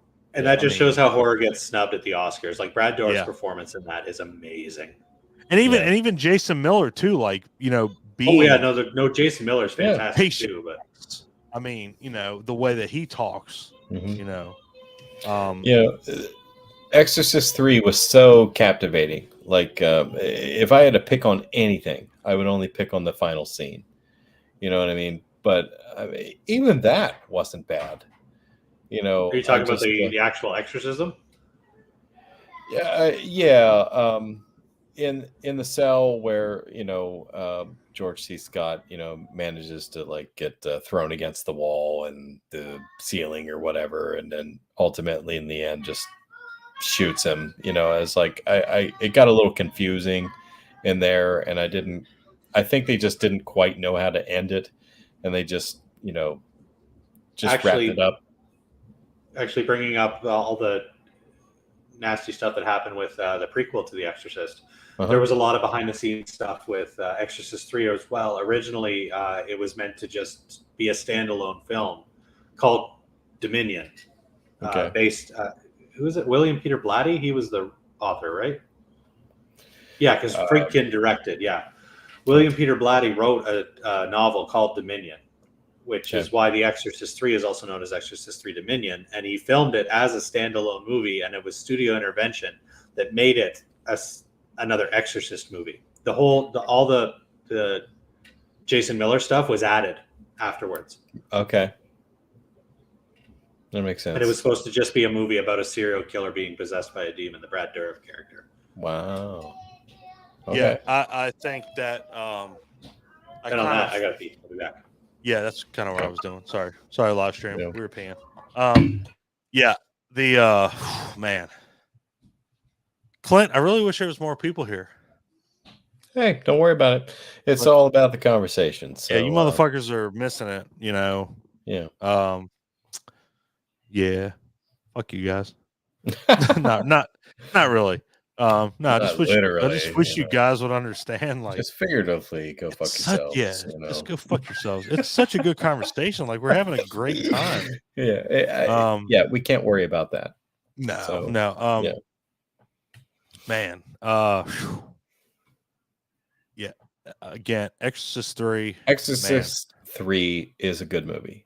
No, it's a great movie. Yeah. It's and I kind of walked out, but I kind of the final scene, it was wild. It fell apart for me. I didn't understand what was happening, and I kind of wish that they had thought it through a little bit more. But it is what it is. It wasn't a terrible ending either. You know what I mean? So I can't even be mad about it. It's just for me, I felt like it just hiccuped a little bit, and I didn't quite see what they were doing with it. But they did wrap it up, and it was an ending. They did, and the thing about it is I'm kind of with you on it. It's just one of those things that, and Ryan can attest. You have like a solid movie up until the end, which I hate that about. I hate that about a lot of these horror movies. Like you have a solid foundation. You have a movie up until the end, and it's like, how do you guys do that? Like you know what works. You know what you need to do. There's so many writers that have that problem. Like I have that issue with Stephen King. You know what I mean? I've read so many of his books, where like they're just riding high from start, right through the middle, all the way up to the middle, and it's almost like he got bored and tired with it or something. And he's like, I don't know how to end this shit, and then he just like ends it in like 2 pages, and just wraps everything up. I'm like, well, that was fucking underwhelming and disappointing, and it sucks because it ruins. Yeah, Ryan, you're gonna say something because you got your hands up. Go, brother. But no, I was grabbing the bottle. Oh, damn! Yeah. All right, so, sorry guys. I gave Ryan the benefit of the doubt. He was like, you know what? Fuck it. I'm gonna. Well, I mean, I could. Now you could do it. I can't remember who said the quote, but there is a famous quote saying that great art is never completed; it's only abandoned. Right. And that I don't know who said that. Really applies to a lot of fantastic horror movies. That I mean, Exorcist 3 is not the only one. There are plenty of movies where you get to the last couple of minutes and you realize they were just like, I got to end it somewhere. Yeah. We don't know how to do this, so this is what we're doing. And it really sucks because a lot of like a lot of these movies just and that's why I hate the way that horror movies get their infamy is the whole it's the whole movie. It's like, well, we can't appreciate what the beginning, the middle did.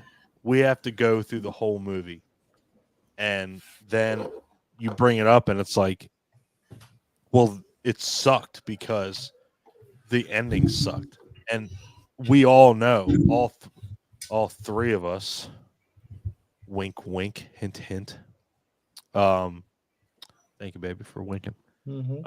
We all know that a movie's not based on any main sequence in a movie, beginning, middle, end, but horror movies are, because that's the thing, is it builds it up.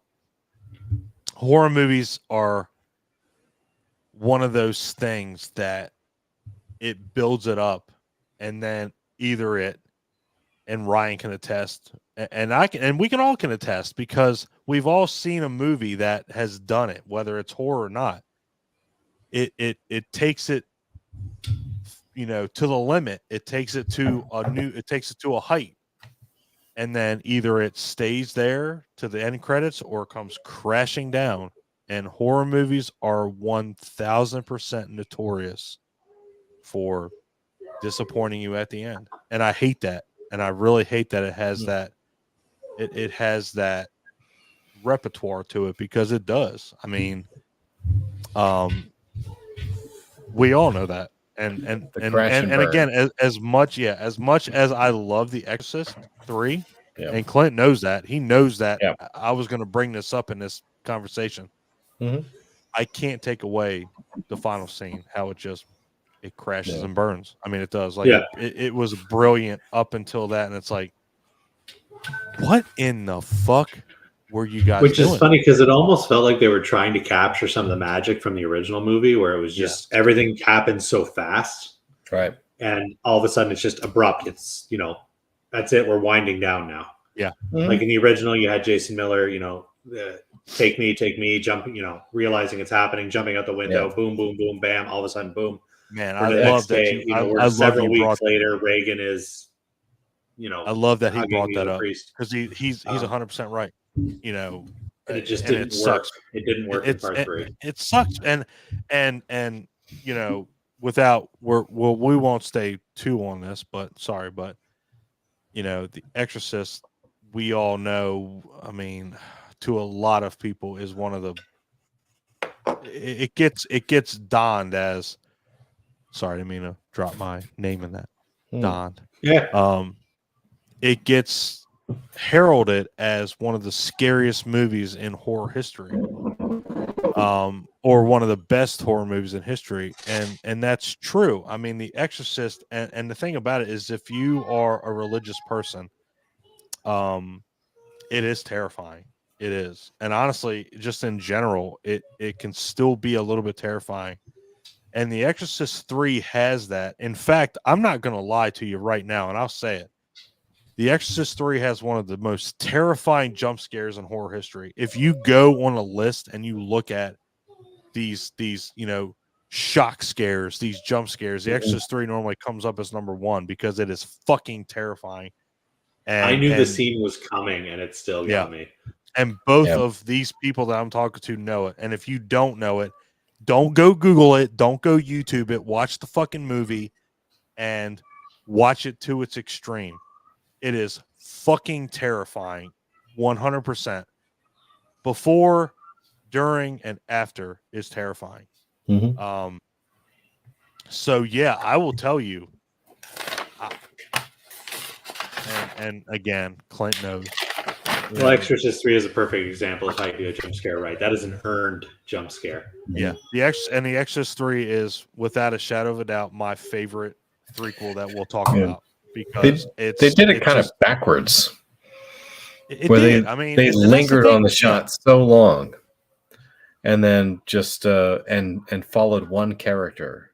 Just the nurse. And it wasn't even a major character. That's the thing I love about it, is it wasn't even a major character. It was just somebody that, and like Ryan said, and that's what I love about it. Like, that camera angle that they're showing, goddamn good and well, something's going to happen, but you don't know when. And when it happens, like Ryan said, you can stare at that goddamn screen for 10 minutes. Yeah.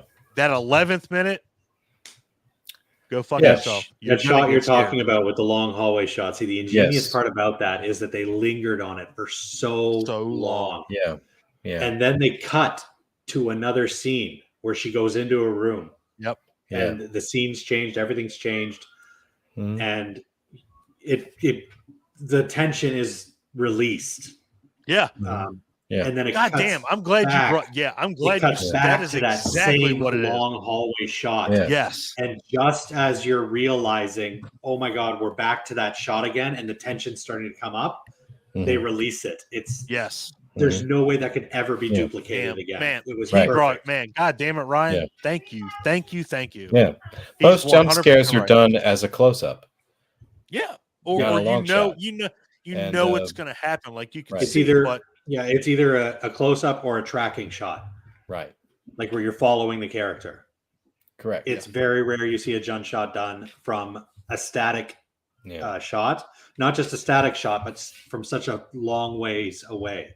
Like by the time that the attack happens, you can't even... We just know it's the same nurse because of her outfit. She's wearing the red sweater, like the Candy Striper outfit.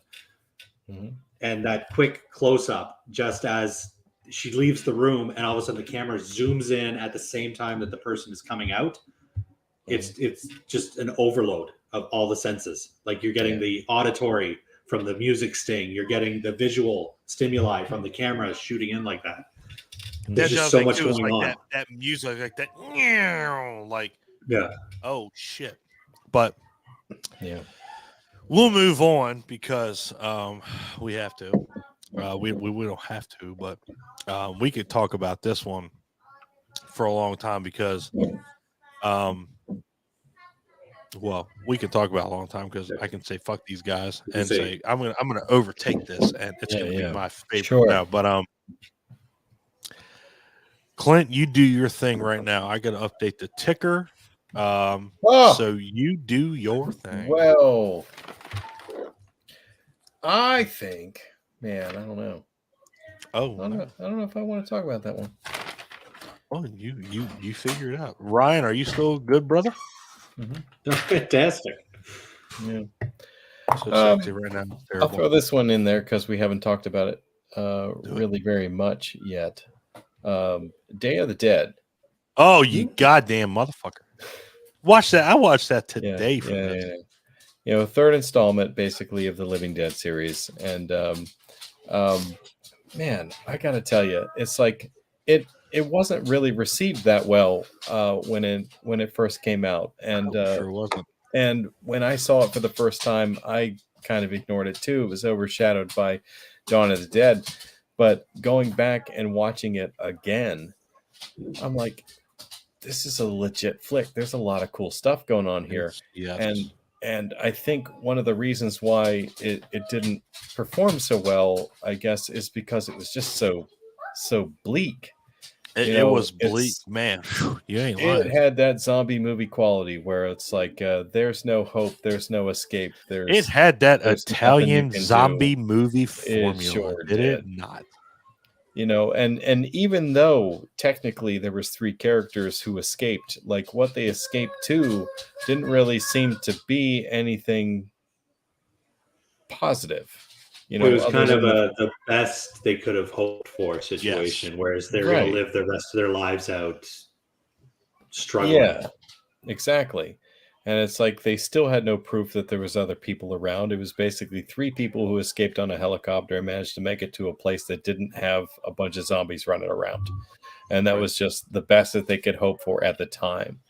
But man, what a crazy movie that was. What a bunch of great effects that were in it. Like one of the ones that stuck with me the most, was like the dream sequence, where the lead character, woke up and watched her boyfriend. What was his character's name?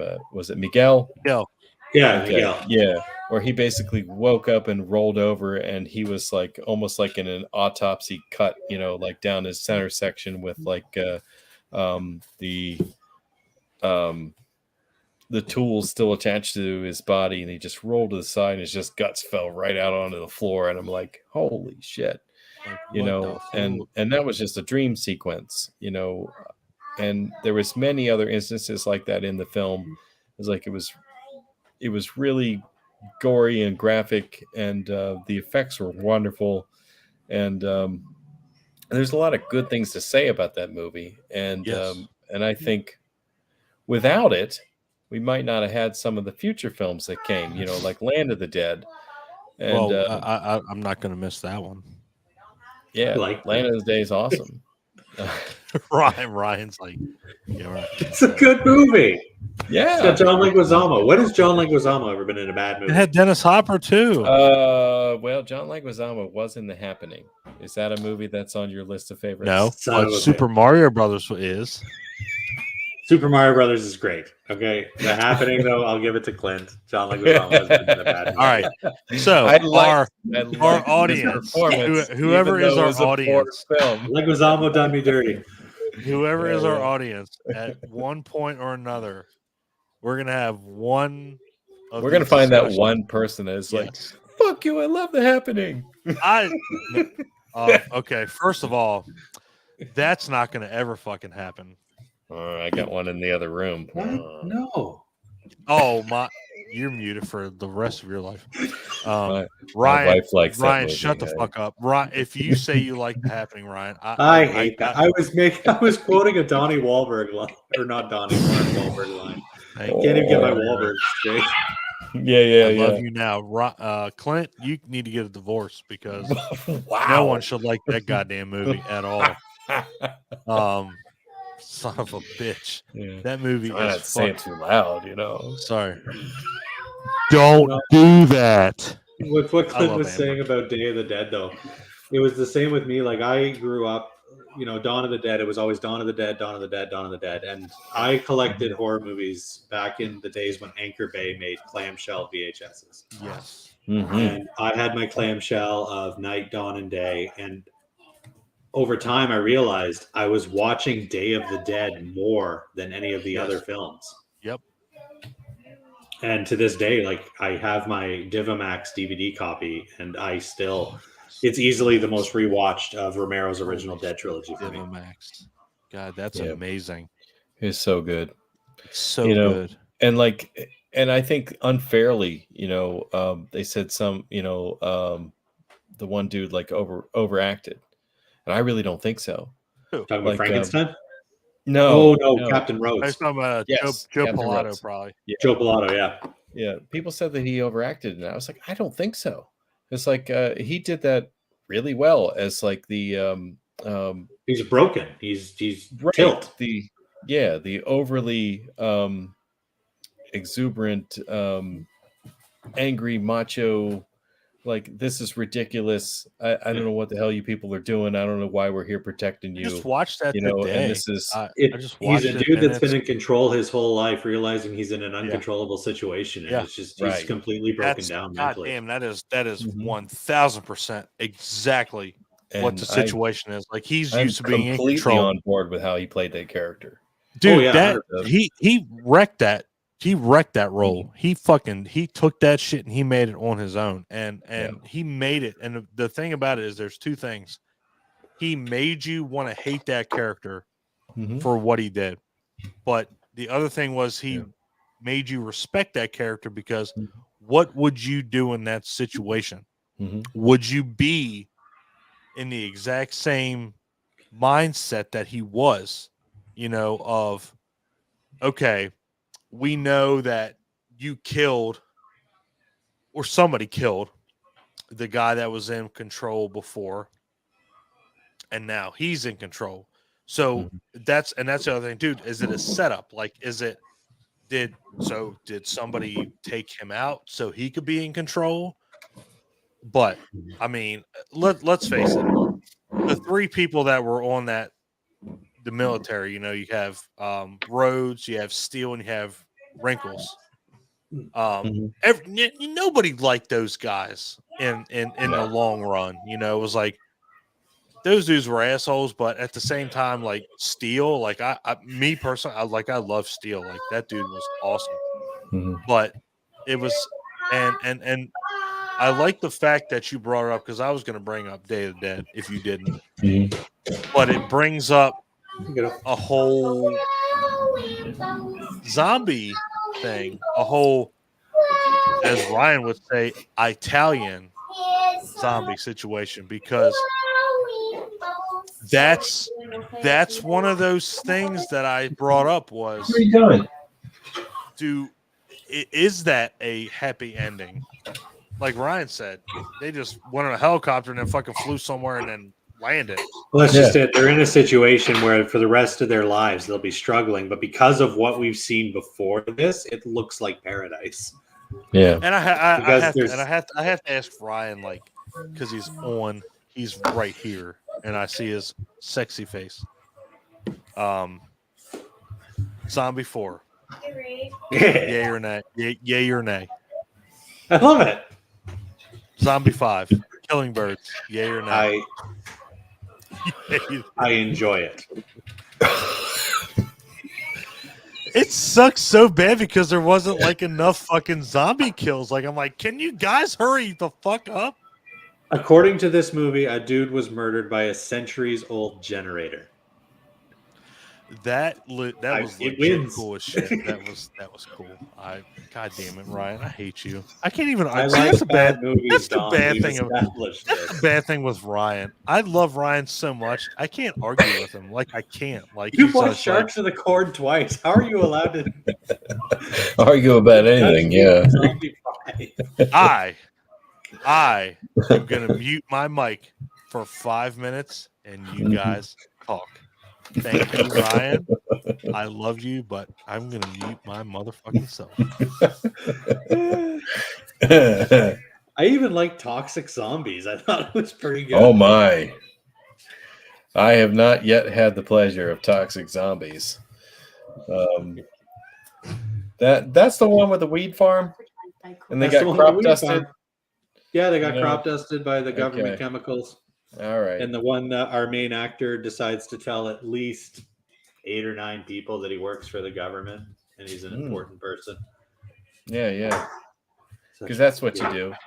There's you don't worry about security breaches. You just blab it to everybody that you work for the government. Blab it to everybody who works for the government. Hush, hush, though. Yeah, it's top secret, but I'm gonna tell you because I know I can trust you. You won't say anything. Part of me's thinking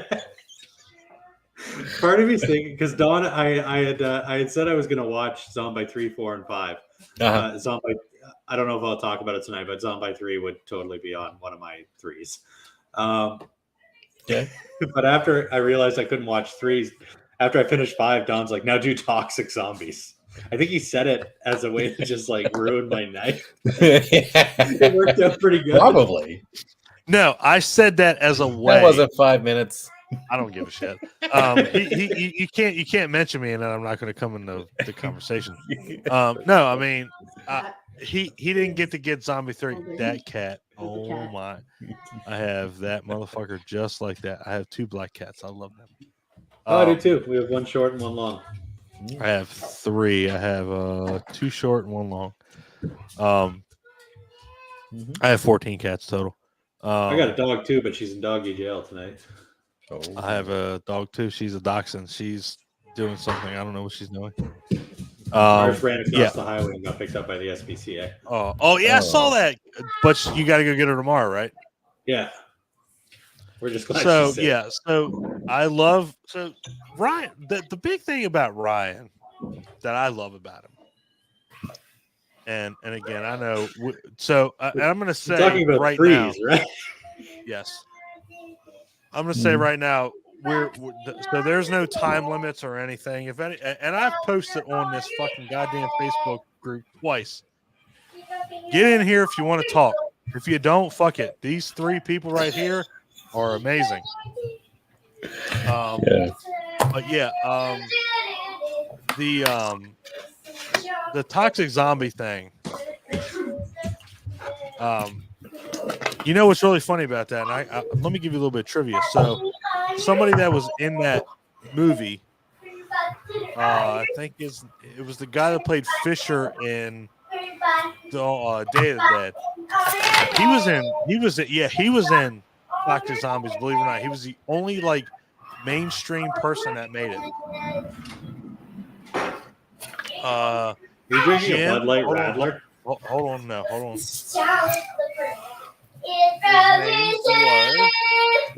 Clint, how old is your daughter? She's 4. She's rocking whatever the fuck she's saying, right? Mine's 10. She stopped singing out loud about 3 weeks ago. Oh, shit. That's awesome. John, all right. So, John Amplis is the guy's name. He was that one dude in Jesus Christ, Toxic Zombies, and he was the one guy in.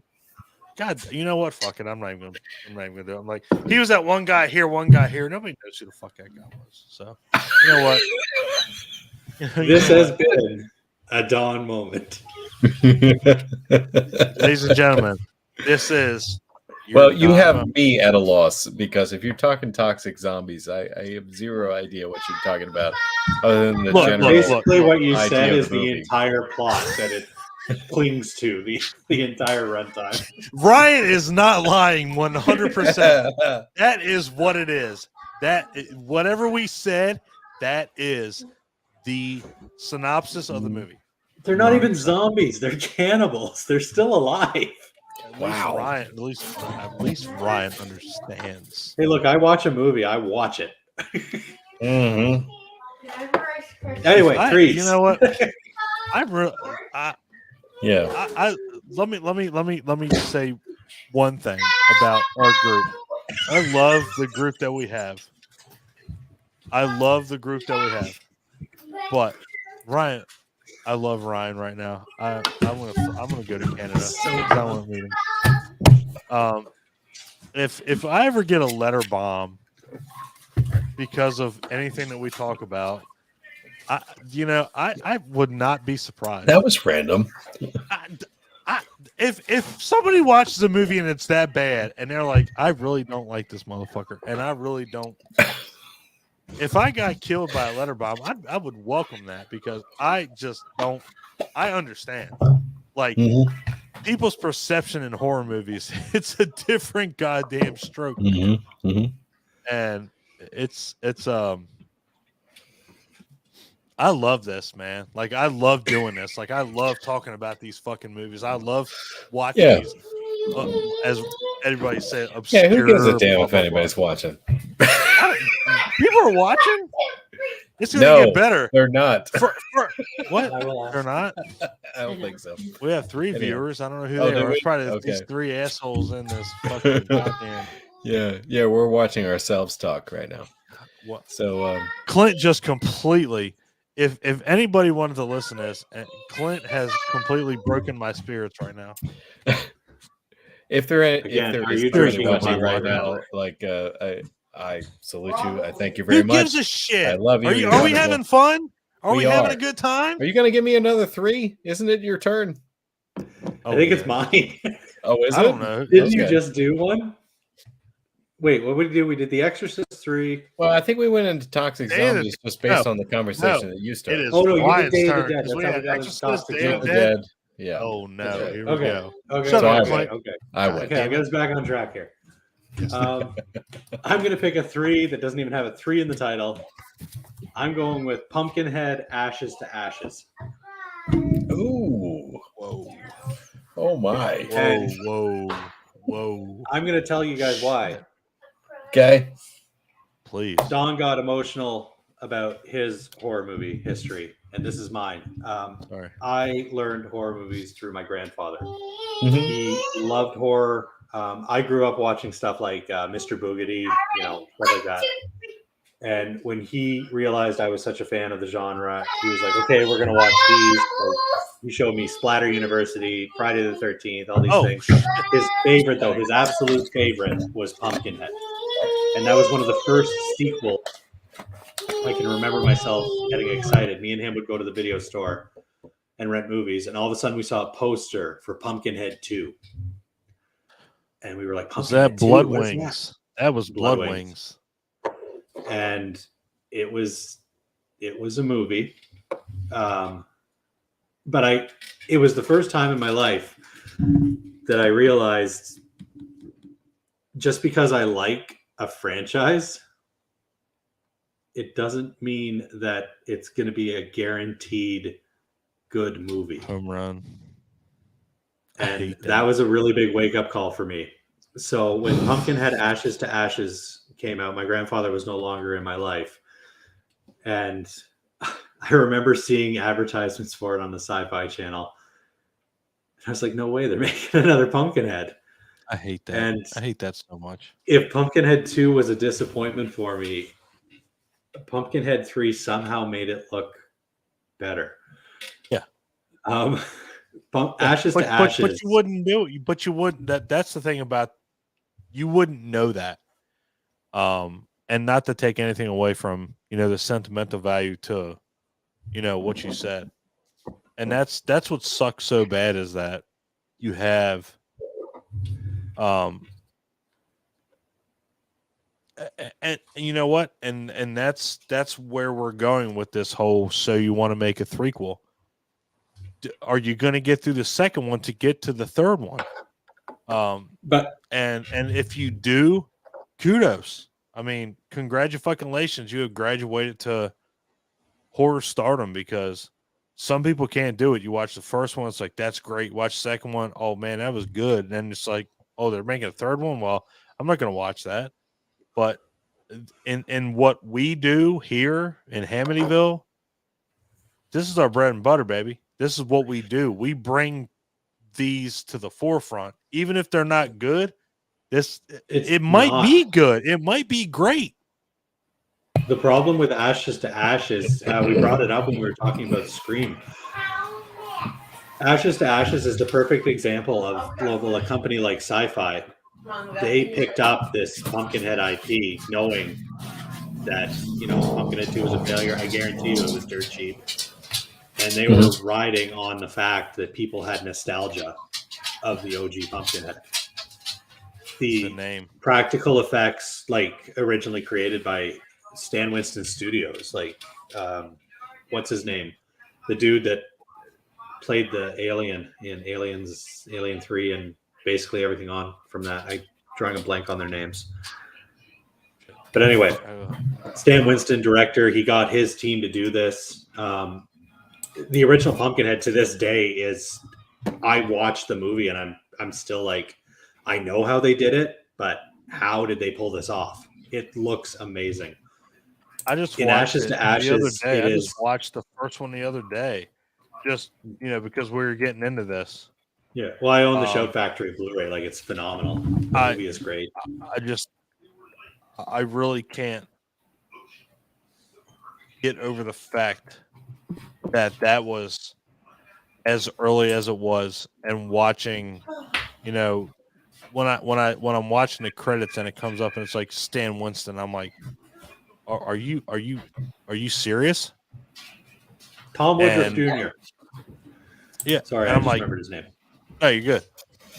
I'm just like this, and honestly, it's Pumpkinhead is fucking terrifying, and the way that they have these creature effects, like there's one scene that I'm watching the other day when I was watching it, when he's trying to walk into the house, and you see this insane monster. He ducks down, goes under the fucking doorway, and then stands straight up. That's the thing that you don't have that in these horror movies. Normally, it's like, well, let me crash this, break through this. Pumpkinhead ducks down and goes under, and it's like, well, okay, that's new. Sorry, Ryan, I didn't mean to completely break into it. Maybe. No, it's all good.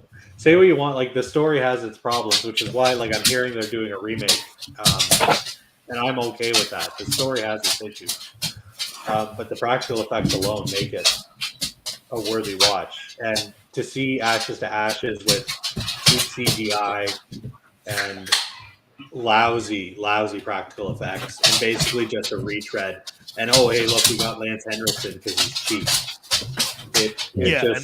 That sucks so bad. It just Pumpkinhead 3 for me hurt on a lot of levels. Yeah, I'm with you, man. Which is funny because actually Pumpkinhead 4 I find to be a vast improvement. That's the one with Doug Bradley. No, 3 is the one with Doug Bradley. Ah, okay. 4 is the one where it's like the Sawyers and the Metcalfs, like it's a two-family feud. Okay, kind of it's thing. like a feuding thing. I actually enjoyed that one more. 3 was about they run a mortician. What are those places called that deal with dead bodies? Mortuaries. And it turns out they've been harvesting organs, and the families of the corpses find out that they've been doing these to the bodies. They all summon Pumpkinhead together. But yeah, no, and I mean the story's fine. It would make for an interesting story. Unfortunately, just everybody's giving a half. Even Doug Bradley is just like, I'm here for. That sucks, because knowing him as Pinhead, it's like, man, give it. His performance in this is right up there with Wrong Turn 5. It's just not. It's wow, holy shit! Thank you for the name drop. Nobody, don't watch this movie. Just don't do it. It's unfortunate. That sucks. So no, I'm very much looking forward to the remake, because I think Paramount just picked it up for their streaming service. So, awesome! They just released that. Paranormal Activity sequel. Yeah, I mean, it wasn't great, but at least they tried. Next to Ken, I think is what it's called. Yeah. But yeah, no, that's basically my 3. Pumpkinhead, Ashes to Ashes. Didn't even label it as number 3, but I didn't even have that on the list. So congratulations. But it's a bit of a thorn in my side. You know what? I'm gonna put an even more bigger thorn in your side. And Mo is side. Mo. I bet Pumpkinhead has a big old mammoth member, probably coiled inside him like a duck. God Christ. Thanks for that, Mo. Yeah, so first of all, First of all, he's obsessed with there are duck 3 genitalia. things you have to understand about him. Right now, he is drunk, hungover. Who? What? No, he's hungover. Who is? Oh, no. Yeah, Mo's hungover. 2, he's not drunk. He's working. Sorry. Yeah, 2, he's working, and 3, he likes the shit that you do. What time is Ron on the YouTube comments right now? Or no, sorry, Rob Senzone. Rob, where are we at? Oh, is he? Is he? I noticed someone said, "Hey, I resemble that remark," and I remember someone replied that to me. This is why I hate the way that we did this. Fucking goddamn it! Clint wanted to do this. Blame Clint. No, I'm kidding. Yeah, it's all my fault. No, everything that goes wrong, somehow I'm responsible. I hate this. I put the fucking. Hold on. We're gonna get to the bottom of this goddamn shit real quick. That's why I like just being the guy that shows up because thank you because you can fucking be like, what did that guy say? Oh, look it at fell this apart. Well, it's not my fault. What did this asshole say? What did he? Anyway, so now that I've basically explained to you guys my crushing blow to horror movies, Don, what's your number? No, hold on, Ryan. I have to ask you. Do you like? Look at that logo in the top right-hand corner. Isn't that awesome? That is. I was confused at first because I thought maybe it was something I accidentally did. No, my wife drew that up for us this afternoon, man. That's very cool. That's cool, isn't it? Yeah, I'm getting my wife to draw up our logo for if we ever actually release our podcast. Well, why don't you be on our podcast? Why don't you got something to do with pigeons or why don't you join this network? Why don't you join this? That's disappointing. Actually, we recently did just alter it. Instead of it being horror movies and sci-fi movies, we're just sticking straight to sci-fi because we realized after recording a few, it's funnier to hear me bitch about sci-fi movies than hear me talk about horror movies. Man, you know what? I'm not, man, holy shit. You and Clint should get together and we should make this like a network. You and Ryan should have a thing on the Hamityville network. Hamityville if Horror a network means that I have to do as little work as possible, I'm down. I'll make it. There we are. I'll make it work. I'll make it work. I'll make it work. Yeah. All right. So our next. Oh boy. Where do I want to go with this? I don't know. Oh my god. I'm looking at all this list. She's like, come on, dude, I got at least 3. I got 3 back here. All right. I guess I'll go. I'll stick with one of my favorite franchises because I like the franchise. Oh. I'm going to go with Phantasm 3. Oh. Okay. The film that God, really, Mo? Mo, did you see what he just put? No. Put it up. You said it first, Don. You said it first. Seriously, look at that. That was goddamn fucking taneously.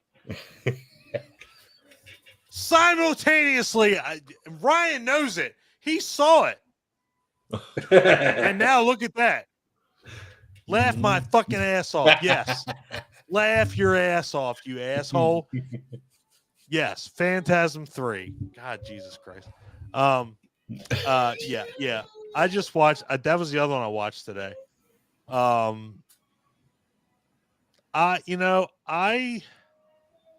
have a very soft spot for the Phantasm series just because I really like what they did with it. I love Angus Scrimm, tall man.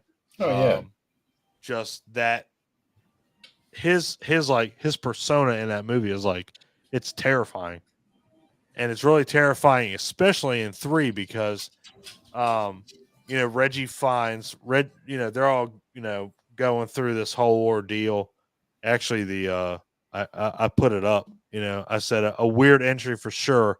Reggie finds himself trying to find Michael again with the help of a badass chick with a kid with some badass aim. And that's legitimate.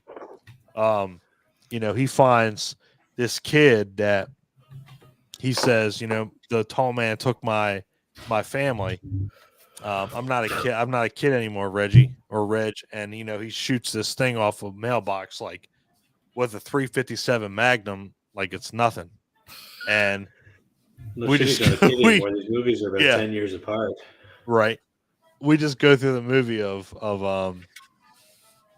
he just continuously, puts himself in situations. Reggie, there's not somebody in a movie I've seen get knocked the fuck out more than Reggie Bannister in Phantasm 3. He gets knocked out 5 fucking times. I'm like, how is this the main character? He gets knocked the fuck out every time he goes into a situation, regardless of what it is.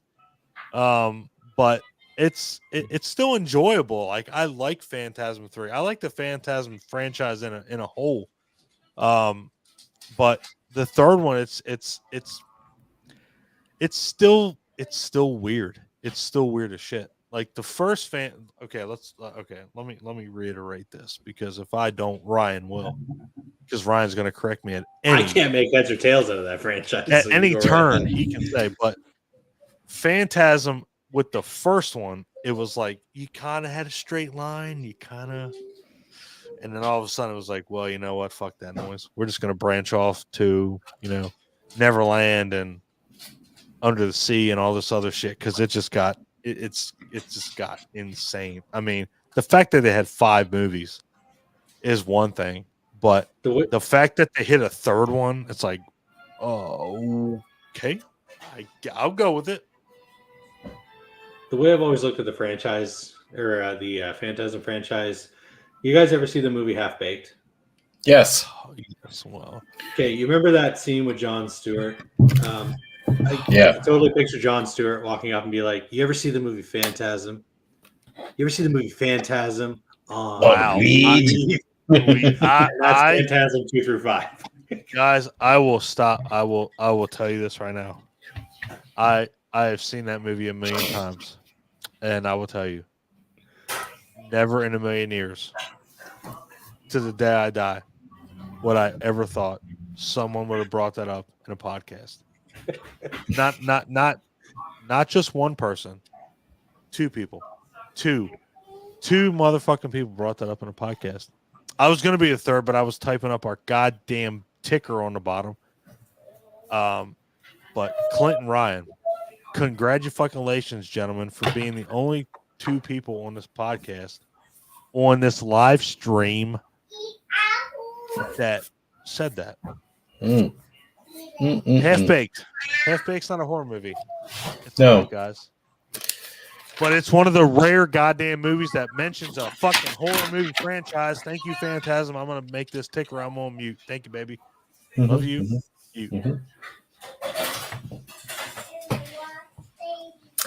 Am I up? You are. Okay, cool. I'm gonna go Psycho 3. Ooh. I like Psycho 3.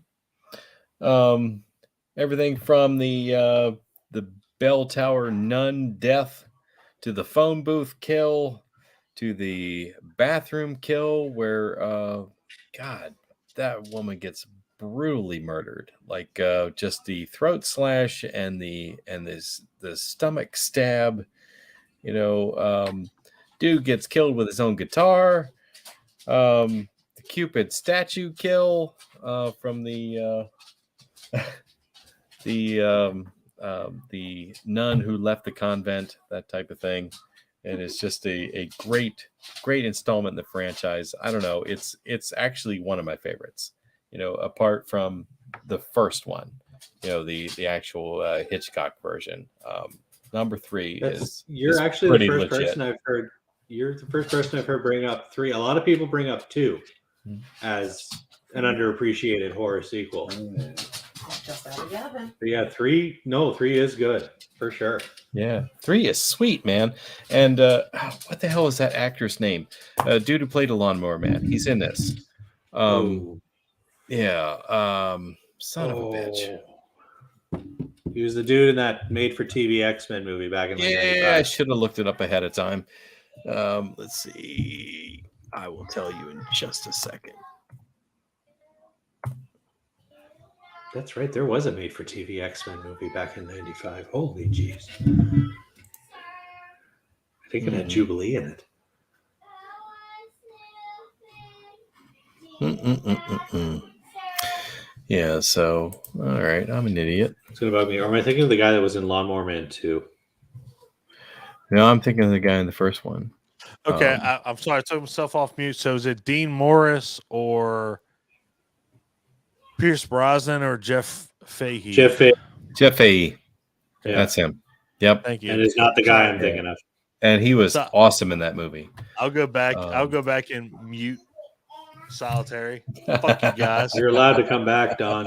Yeah, I don't know why you muted yourself in the first place. That's my token. That's my token. I got back in. I was thinking of Lawnmower Man. God damn, we have to do that movie. Lawnmower Man is fucking insanity. So, but yeah, I wanted to bring up Psycho 3 because that you can't count it out. I mean, it's like it was a decent franchise all the way up through the fourth movie. I mean, even the fourth one isn't. Yeah, it's kind of like an origin story, and I really like the way they did that, where he, it's kind of weird how he called into a radio station, to talk about, his issues with his mother, and they even gave you a definition of the word matricide. You know what I mean? He had issues with his mother? Yeah, it's strange. No. I know. It's I never picked that up. Spoiler alert, you know what I mean? But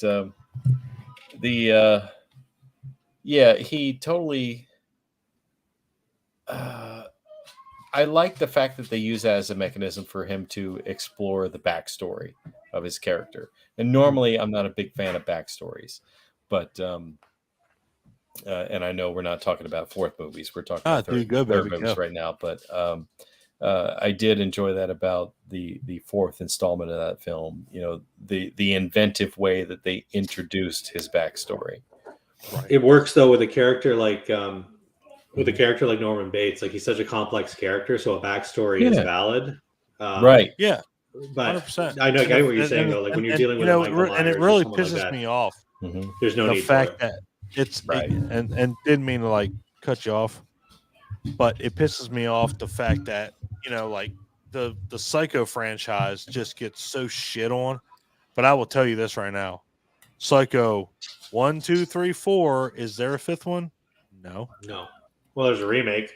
There's a remake. Fuck that, Vince Vaughn. But Psycho 1, 2, 3, 4. If we didn't have the remake, we wouldn't have Norman Bates masturbating. Really true. If you you can look up Psycho X and you might. I think the world did need that. Yeah. You could probably find a porn parody. God damn, I don't want to even say that. God damn it. Fuck. But no, I mean the first 4 Psychos. Mother, I'm stuck in the dryer. Should I don't know if I should mute him or not. He might be on to something. No, I mean honestly, the Psycho franchise in general, 1 through 4, that's an underrated goddamn series that has a good amount of movies. I mean, none of them were done poorly. I mean, honestly, I would probably tell you to this day, Psycho has been one of those franchises that has not gone bastardized or oversaturated like we were talking about. It's only had four movies. Yeah, they had to reboot, but I don't consider a reboot because it's fucking terrible. You got Vince Vaughn. How do you fuck up a movie with Vince Vaughn and Anne Heche in it? I mean, you do get to see Anne Heche's butthole, though. So. That's true. Oh my! Whatever that's. You can see the butthole. You can see that butthole. But it's still, but compared to like all the other ones, I mean, still like the sequel to Psycho 2 is better than the remake. Mm-hmm. I mean, Actually, yeah, I'm gonna say it right now. That is, I didn't even think of Psycho 3. That is easily the best Ryan. 3 Ryan, we've mentioned all night. Yes. Like that is, we were mentioning it with Scream. Psycho is another franchise. They took their time with them, and love them or hate them, they were all worthwhile sequels to the franchise. They were. Absolutely. They were. I mean, I don't think. I mean, somebody might argue that, but nobody's going to.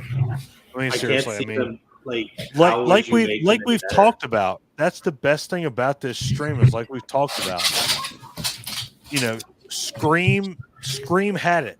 Scream had the formula, and Psycho did too. And let's look at the best thing that I love about this is that all three of us, all three.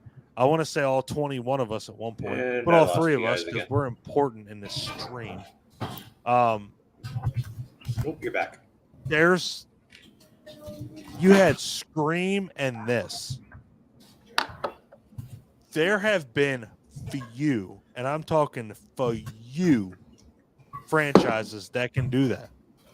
Psycho had 4 movies that were incredible. Scream had, I'll just say it, had 4 movies that were incredible. All these other franchises just faltered, just fell to the wayside. But you had Scream and Psycho. That's a legitimate.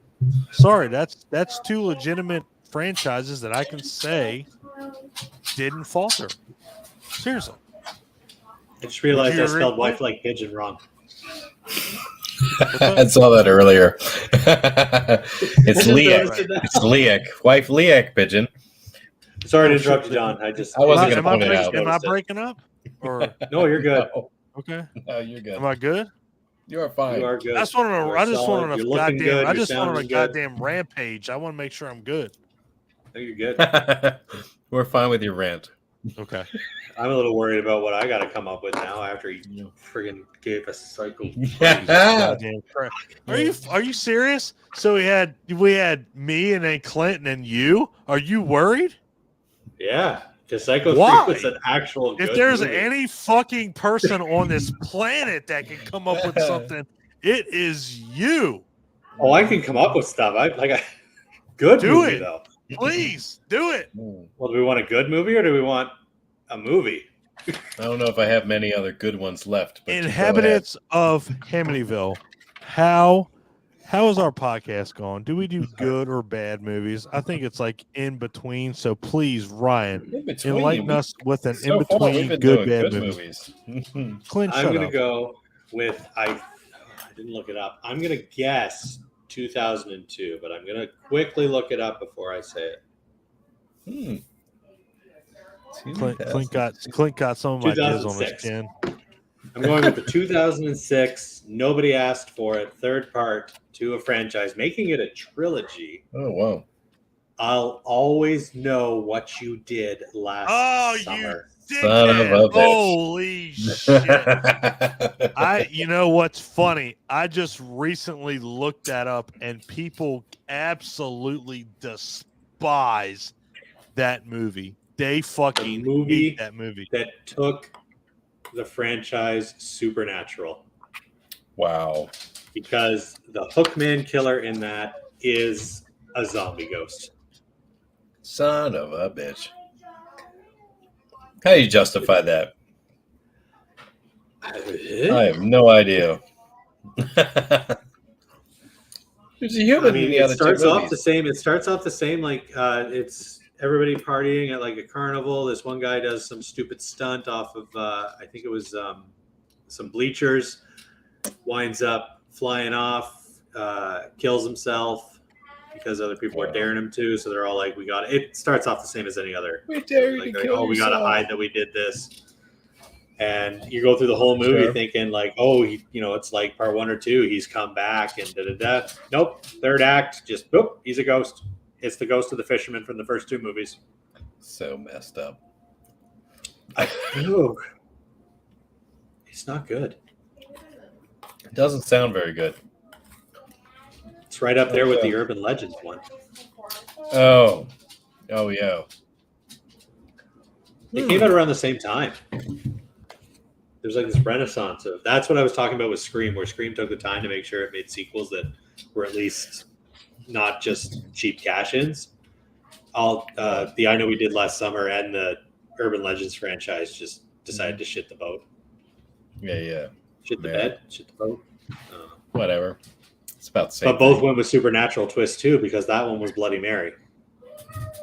Oh. And it actually was Bloody Mary at the end of the movie. Wow. So not quite as good as Psycho 3.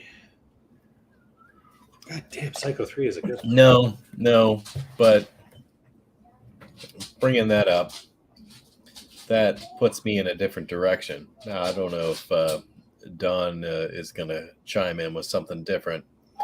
Where did Don go?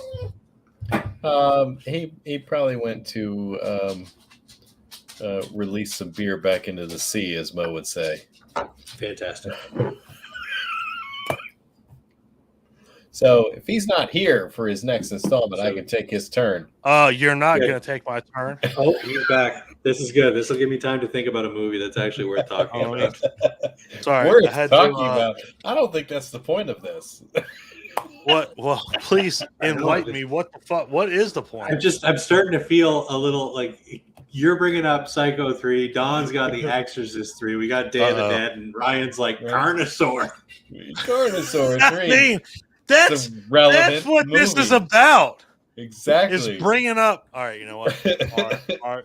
You know what? I went downstairs specifically to get these cashews. Oh, you know what? I don't know if I can. I don't know if I can do this. Huh? Cashews, part 3. Come on, throw us one. You know what? I don't know if I can do this. We got honey roasted peanuts over here, cashews over here. I don't know if I can do it though. What the hell is going on? Because Ryan's seen it, but nobody else has seen it. But I'm gonna go obscure because we talked about it. Okay. I'm gonna go with House by the Cemetery. Mm. Ryan, why are you shocked? Are you shocked? He's disappointed. Are you disappointed? House by the Cemetery is your number 3? No, that's not my number 3. That's one that I brought up. Hold on. Oh boy, Ryan's challenging me. That's cool. I love that. Is it a third installment? Oh, yes. my. Okay. Yeah, it is. You asshole. Then well, I'm obviously not the expert on that one. You expert on Bubbles Part 3. Yeah, I mean. Wait, why did you bring up House by the Cemetery if that's not your number 3? I hate this motherfucker right now. No, I don't. No, I mean it's so. Yes, it is a 3. It's the trilogy. It's the end of the trilogy for our boy, Lucio Fulci. And I told you, Clint, that was one of our trilogies we talked about in our Italian zombie formula. We have City of the Living Dead. Mm-hmm. We have The Beyond, and then House by the Cemetery. That is a third movie in a franchise.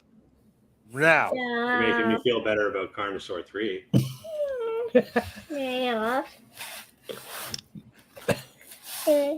At least Carnosaur 3 didn't have Bob.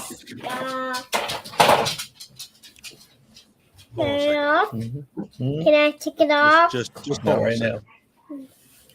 Not right Ryan's drinking this. Ryan's drinking this goddamn. Can I take it off? Let me hold on. Okay, hold on. Let me do this, and then I'm gonna get into it. Ryan, I love you to death. But I'm gonna kick your ass here in about 5 seconds. I'm gonna fly to fucking Canada. Here we go. Okay, hold on. Pounding on my door. Not only look at this. What he didn't tell you is he has shut up, teleportation capabilities. Hold on.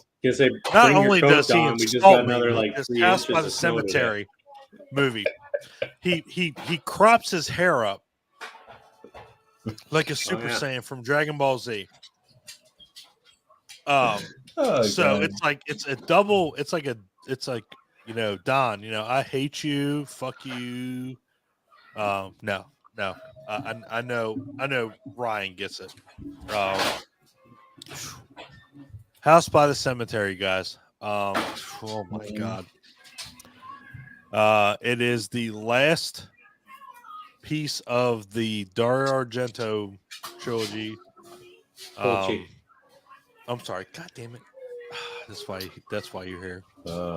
Keep you on track, man. Yeah, he is. I love Ryan. Ryan Joyner, people.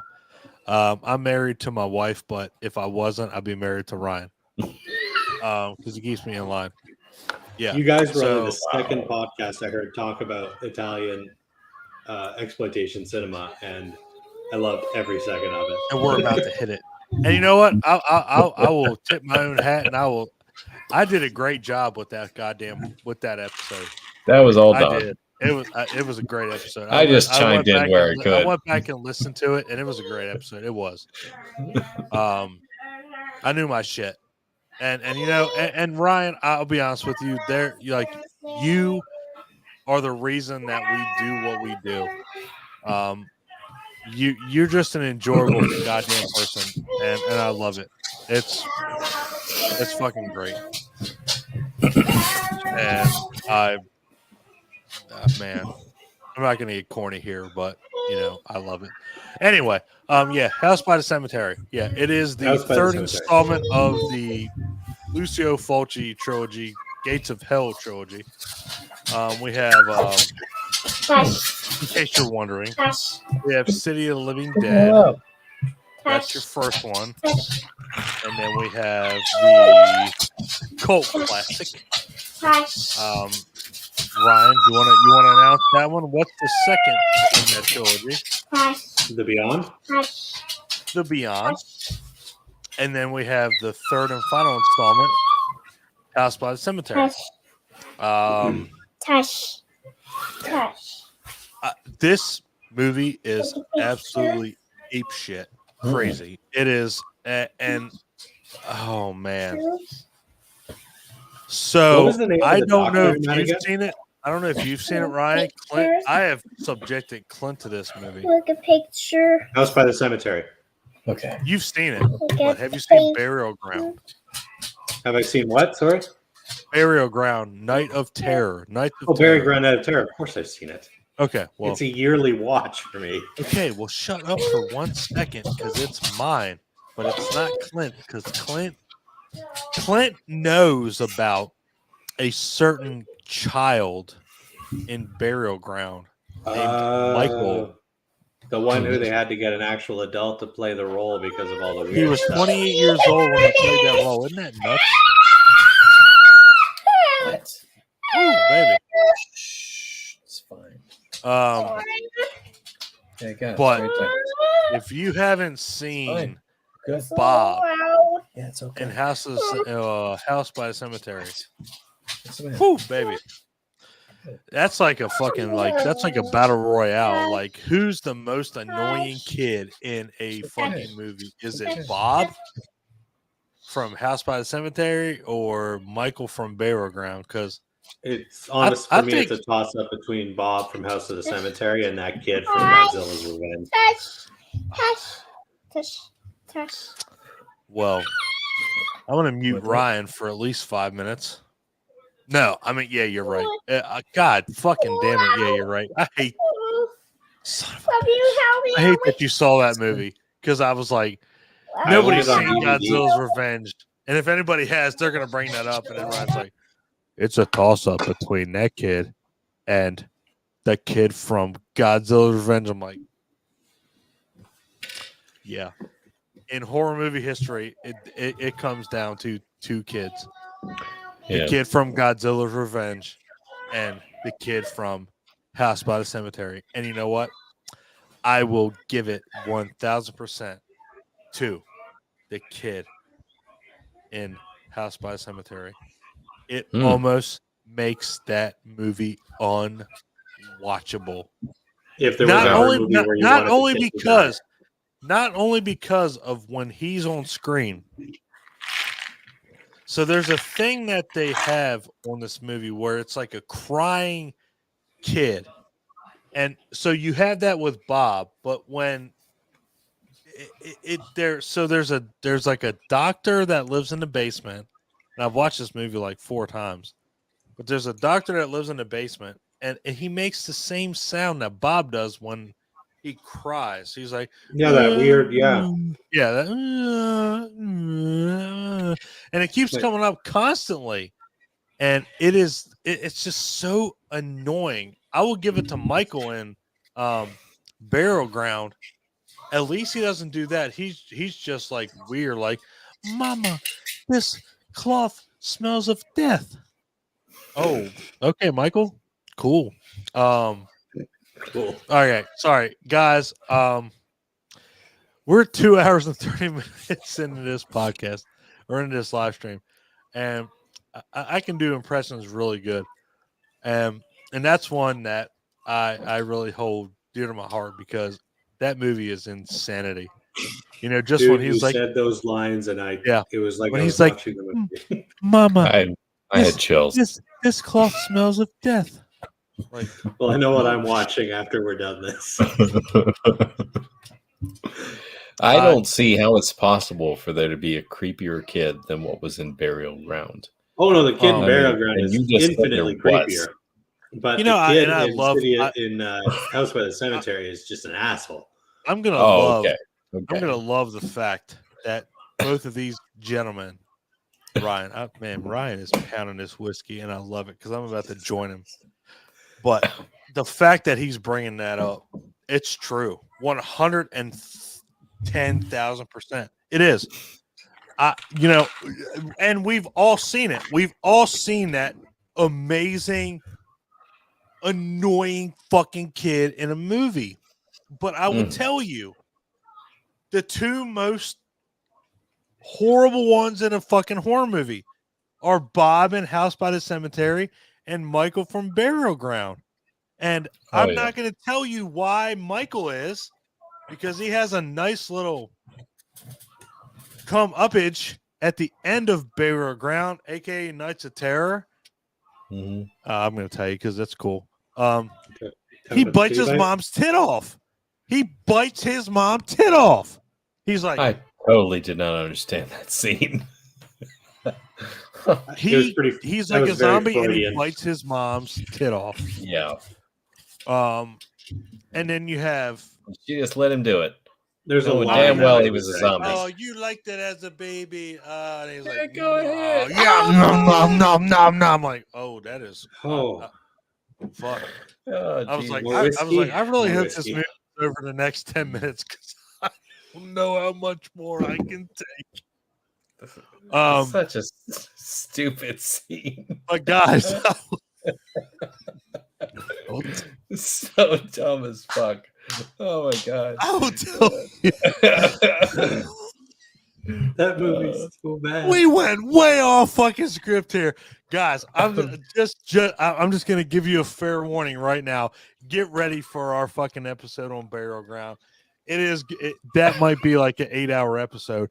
It is gonna be I don't think we can talk about that long. It's gonna be so fucking great. It'll be a 20-minute episode. This is why you guys will always have at least one fan. Because I don't care, Ryan. If you're only fan, every movie you guys do, even if I don't like them, I'm like, this is my jam. So if I see one download on that episode, I'll know it was you. It'll be me.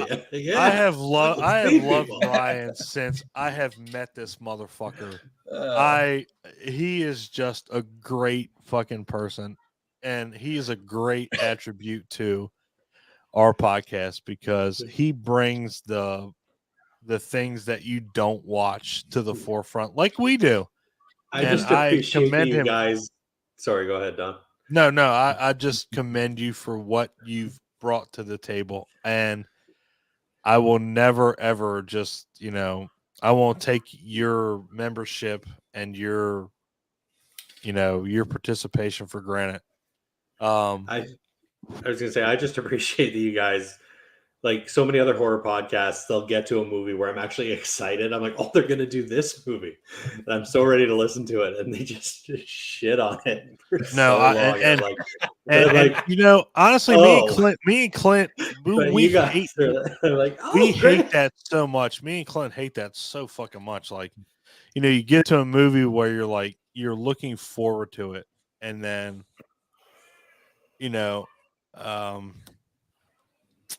Clint, you just take over here because you know where I want to go with it, and I'm not gonna do that. I'm not. Just do your thing. I can't. Maybe I'll just skip it. I don't like to spoil too much, but it's we've got some stuff coming up where we've gone a little bit further down that rabbit hole. So we just did another halfway house episode where I guess in about 2 weeks it'll probably come out. But we went down the rabbit hole with Friday the 13th fan films. So it's like, I don't know if you've that makes sense. Seen a bunch of those, but actually, thanks to Dawn posting the other day, I just saw another one last night. Yeah, or no, was it the night before? I can't remember. Either way, I saw another one the other day. I mute myself to give Clint a chance, but I can't do it because he doesn't know the things I do. Yes. So if you're listening, and if you're listening, cool. If you're not, well, you're missing out. But you just get on our group. So we posted a big old thing with Jason Brooks, who played Jason and wrote a lot of things with Friday the 13th. Vengeance and he did Roseblood. Vengeance, which is fantastic, and it has a good one. It has what's her name, Darcy the Mail Girl in it. Yes, and I love the fact that you brought it up. Clint knows I'm trying, but we got Jason Brooks on an episode on April 3rd. The guy that played Jason in Vengeance and Roseblood. He's going to come on the show and he's going to talk about the reviews for both of those movies. So Ryan, you should be stoked for that. I am. He's a solid Jason. He's fucking awesome. And then we have Clint. We'll talk about this off mic later, but we do have Peter Anthony, the guy that wrote both of those movies. He wants to come on the show and talk about what he's brought to the table. He's done a great job. He was actually the guy, Ryan, you would know it. The guy that is like the general with the eye patch. That's Peter Anthony. He's a writer director for that movie. He's going to come. I'm excited about that. Yeah, really? He's going to come on a podcast and talk to us. That's going to be awesome. And cool. Truthfully, the fan films are what's keeping that franchise alive. If I'm being honest, because with all the the lawsuit stuff that has slowed down production of new films, it's like what's the last thing we got? Freddy versus Jason. You know what I mean? We got the reboot. Okay, yeah, we got the reboot. But other than that, I mean, there's been quite a gap. That's what I mean. Yeah, no, the reboot came out like a year or two after 2000. Yeah, fuck what. 14. People be wanting their money though, so it's going to be stuck in limbo forever. The biggest thing about it with these guys, and again, I'm not, Clint's going to be like, well, Don's done all this. I've done this for our podcast and our group. Like, I want people to realize what the people. Thank you, Mo. 2009. See, Mo keeps me in track. Mo keeps me. I love you, Mo. was still 13 years ago. Yeah. Oh my God. Yeah. How about But that? you know, we have people that are willing to be on this podcast, dude, and you know, and again, you know, Ryan, what's really cool is, you know, I'll spill it to you because Clint, I will just tell you, Ryan has been a fucking great friend to me through this everything, you know, even with the Dead and Lovely group, whatever, he's stuck with me and I fucking love that guy. And Ryan, I hope you know that. Like, I love you like a brother. Like, you're fucking incredible. I love you and too, just buddy. know that. But we got special things planned. You know, we got Ken Sagos from, like we were talking earlier, Nightmare 3 and 4, who played Kincaid. He's locked in an interview for April 13th. So get ready for that. That's awesome. Yes, get ready for that. Dude, I have seen him in so many interviews. He is such a friggin' wonderful human being. He's You can tell he just loves that he was in those movies. Yeah, he just loves talking about him. Yeah, he loves it. We got Melanie Kinnaman, who was Pam in Friday 5. We have Beatrice. Sorry, Beatrice Boepoli, who was Amanda Kruger in Nightmare 5. We got her waiting. Clint or Mo, whoever decides to release it sooner rather than later. We got our Catherine Mary Stewart interview, which that's this was weekend. That's coming out, dude. Ryan, that was incredible. Catherine Mary Stewart is fucking incredible. God damn it, man. God, she was great. Clint, I showed Ashley the apple tonight. Yeah, and guess what? What? She fucking loved it. That's good. It was so great. Like when I told you that movie can be relevant now. When Show Business came on and Master came on, I'm just singing along. She's like, "This is amazing." I'm like, "Dude, this movie is fucking awesome." Actually, and if you haven't seen it, Ryan, watch it, dude. It's sorry, cool. I haven't seen what? The Apple. The Apple.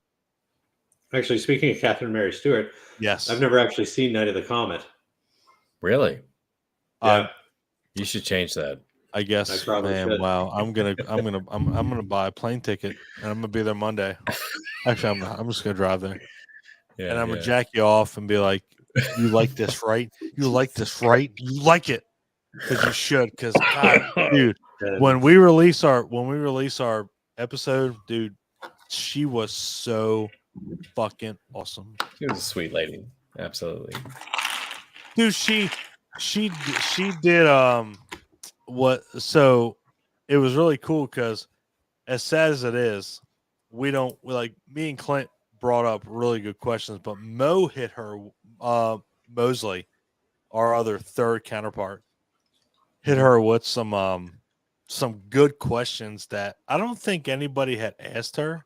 Mm-hmm. You know, she was like, he said, you know, if you had to pick a character on a novel, on just any novel, what novel would you pick? And it was cool because she was in you could clearly see she was in like a rolling chair for a desk. So she just goes by, and it was cool because we were like, man, that is really cool. You got the desk chair moves down. And she just goes throughout the whole room and then comes back. And she was like, yeah, I got these moves down. And we were like, well, none of us said it, but we were like, man, that's really cool. Like she did that for us. Like she was like, the energy in it and the how we were just doing the interview. When we post it, dude, it was fucking awesome, Ryan. And I just, it was amazing. Like it was fucking awesome. Hopefully it comes through in the episode. But yeah, she actually shared with us a couple of books that were special to her that she would like to see adapted to film. So it was that was pretty neat. So so cool. Shout out to so Mo great. for actually being able to uncover that with one of his questions. So It was, man, we it wouldn't was, have had it otherwise. So dude, it was so fucking awesome. Like having her, like Catherine Mary Stewart was, and you know, Clint was a pussy with the whole thing. No, I'm kidding. It's intimidating. Like it really is. Like it's intimidating when you bring these people in, but at the same time, they're normal people, and they don't, like, honestly, they're famous, but they don't want to be treated any differently. And I will tell you, that interview with her was the most down to earth interview we've had. And I know that's only our second one, but dude, I am so proud of that because we've gotten Patricia Tallman and Catherine Mary Stewart. And then April 13th, we got Ken Sagos, who we just talked about, you know, with Kincaid and Nightmare Part 3. I mean, dude, if Ryan was our only fucking participant, I wouldn't even give a shit because I love Ryan. mm-hmm. You just know. I hope you know that, Ryan. Like, Yeah, I just hope you know that. I really do. That's just so cool that you guys are pulling all these people. That's just I take no credit for crazy it. to me. It's just nuts. Clint won't take credit for it. I can't. I didn't do any of it. You did. I am trying so fucking hard to make this more than just a podcast. Like, we might hit 500 members on our Facebook group this weekend, and that to me, that's a big deal. Like, I love that. Like, we have support from so many people, but you know what? This isn't about that. It's about what we have on here. It's about what we're doing right now. And it's about the threequels. And I want somebody else to talk about a threequel. And I don't know whose turn it is. I'm pretaying sure it's Clinton's turn. I don't know whose turn it is, but I'll give you one anyway. Oh, okay. no. So I paying attention to the Facebook group with people you've invited in, Don. I know where this is. I don't know if you know where it's going or not. I do. I saw a post, and I think it was Matt Skinner who did it. He shared a link for a movie called Night of the Tommyknockers, which yes, boy. They said there aren't too many horror westerns out there to talk about.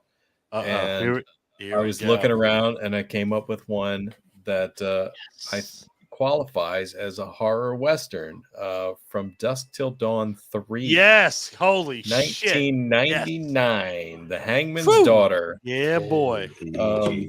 Yes. Man, over 100 years ago in Mexico, it's about the birth of the vampire Santanico Pandemonium. Man, what a weird ass movie that is. Man, cool. Now, this is a tie, I guess, to the I Know What You Did Last Summer movies because Rebecca Gayheart. Wait a minute. Yep. No, I'm sorry. She was in Urban Legend. I got that wrong. Yeah. So I guess it's a tie to that. But I mean, we got Michael Parks. We got Danny Trejo. You know, Orlando Jones. Yeah, of course, it's got Trejo in it. You know what I mean? But one of the few horror westerns that I can think of off the top of my head, and I don't know if any of you guys have seen it or not, and what your opinion of it might be. I have not seen any of the Dusk Till Dawn sequels. Wow, none, not even the first one. Shit. Wow. It's boy, is it rough. I've seen it. Clint, this might be your thing. I'm gonna let you do your thing, baby. This is stemming from my this is stemming from my fact that I really just don't like vampire movies. So I get you. Definitely the first movie was probably the best one of all of them. Oh yeah, without a doubt. I mean, you had a lot of good stuff there. I mean, just the brother story, the bank robbers, Cheech Marin doing like about 5 different parts in the movie. You know what I mean? Having the setup at like some trucker stop, over the border in Mexico, and having it be like a front for like a vampire den, was just a cool idea. Part 2 was pretty well a piece of garbage. Like to the point where I'm really shocked that they even made a part 3. You know what I mean?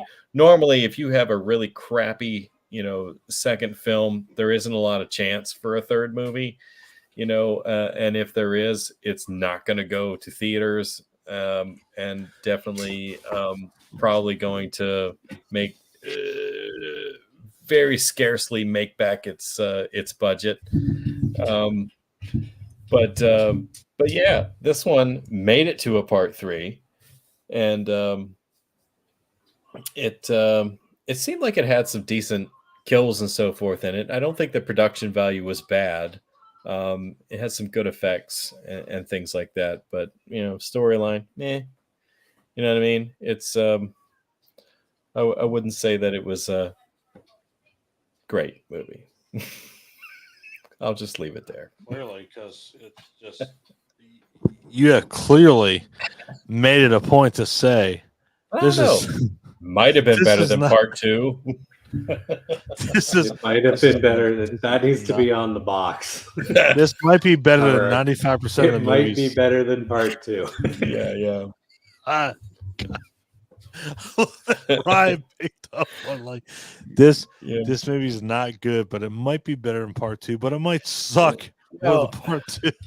God dang, part 2! I don't know if either of you saw part 2. Woo! Did you see part 2? You know what? I honestly get the Dusk Till Dawn sequels and the vampires sequel, like the John Carpenter's vampire sequels mixed up with each other. I keep thinking Bon Jovi was in one of the Dusk Till Dawn movies.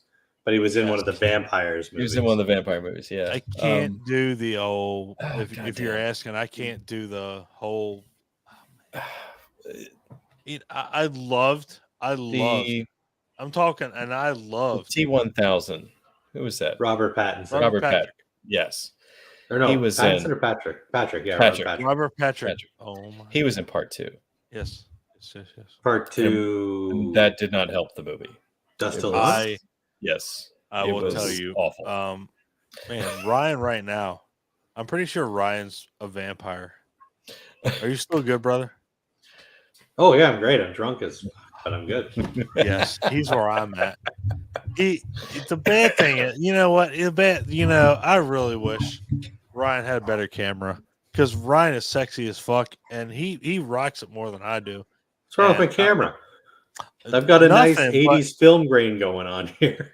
I hate it because I would love to be like 1080p because I'm gonna send you this camera and it's amazing. Like it enhances my look. Like I'm ugly as shit and I got this camera. Stop.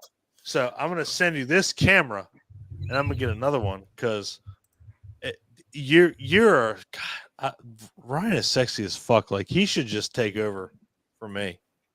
Like I'm gonna send him this camera and he can do his thing because I can't do this anymore. No, you're good, Don. Don't make me replace you because then we'll just. But he has hair. Ryan has hair. I don't have any hair. People with hair get more respect.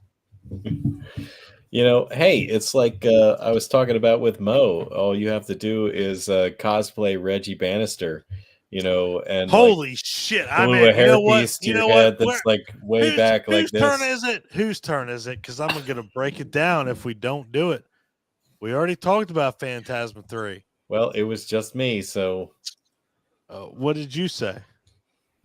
I did Dusk Till Dawn 3. You did Dusk Till Dawn 3. All right.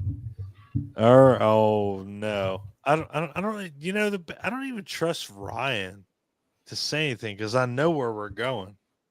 Do it. No, you don't. Do it. Just do it. Just do it. Well, this isn't my 3, but I am going to point out that Mo mentioned Return of the Living Dead 3, which is actually a very good movie. And if, it's got special effects by Screamin' Mad George. If anybody wants to check out a fun zombie flick, Return of the Living Dead 3 for sure. But I'm going to go with Critters 3. Oh, son of a bitch. That was on my list. All right. That was on your list? It was on my list. Baby Leonardo DiCaprio. Leonardo DiCaprio. Yeah. And actually my introduction to the Critters franchise. Oh, yeah? Yeah. You guys have a rare opportunity because I'm not going to wear my sunglasses anymore unless you see that. I very rarely see you without them, so I keep forgetting you actually have eyes. Should I wear them or should I keep them off? That Ryan Joyner he's gonna make or break it. Yeah, you're good without them. Clint says I'm good without them. Mm-hmm. Oh, there we go. Yeah, Mo's happy that somebody mentioned Critters 3. Absolutely. I mean, it was good. Frick, what's the name of the guy who plays Charlie? Michael Don Broker? No. Clint. Crap, I can't remember. He's not even going to say Oakey? it. So I'm going to put these back on. Mo will bring it up. I'm going to put these You back got on. Charlie, Clint, you got Charlie being Charlie to his fullest in that one. Charlie's a love it or hate it kind of character. I always loved Charlie. He's very slapstick, very funny. Yes. Everybody else in the movie's good. It finally embraced the fact that you cannot make Critters scary. 2, yes. One had a little bit of humor. 2 dabbled a little bit more in that, but 3 was just full blown. We're gonna have a montage where the critters eat dish detergent and fart eat beans and fart. Like Critters knew they were going for comedy in Critters 3. And you know, I hated that because Critters 3 took it like a Gremlins approach. Like let's lighten the heart, let's lighten the horror, let's lighten the whatever it is that you're gonna do. But and it still had a couple of good kills. They were 100%. All stomach kills, but 100%. But at the end of the day, all three of us, or all of us that are listening, can say that Gremlins, the first Gremlins, or even the Gremlins 2, the new batch, was better than Gremlins 2. Yeah, was better than Critters because it was just one of those things. Like, and I love Critters. Like Critters was, I mean, for the time, it was fucking terrifying. It was, but I liked.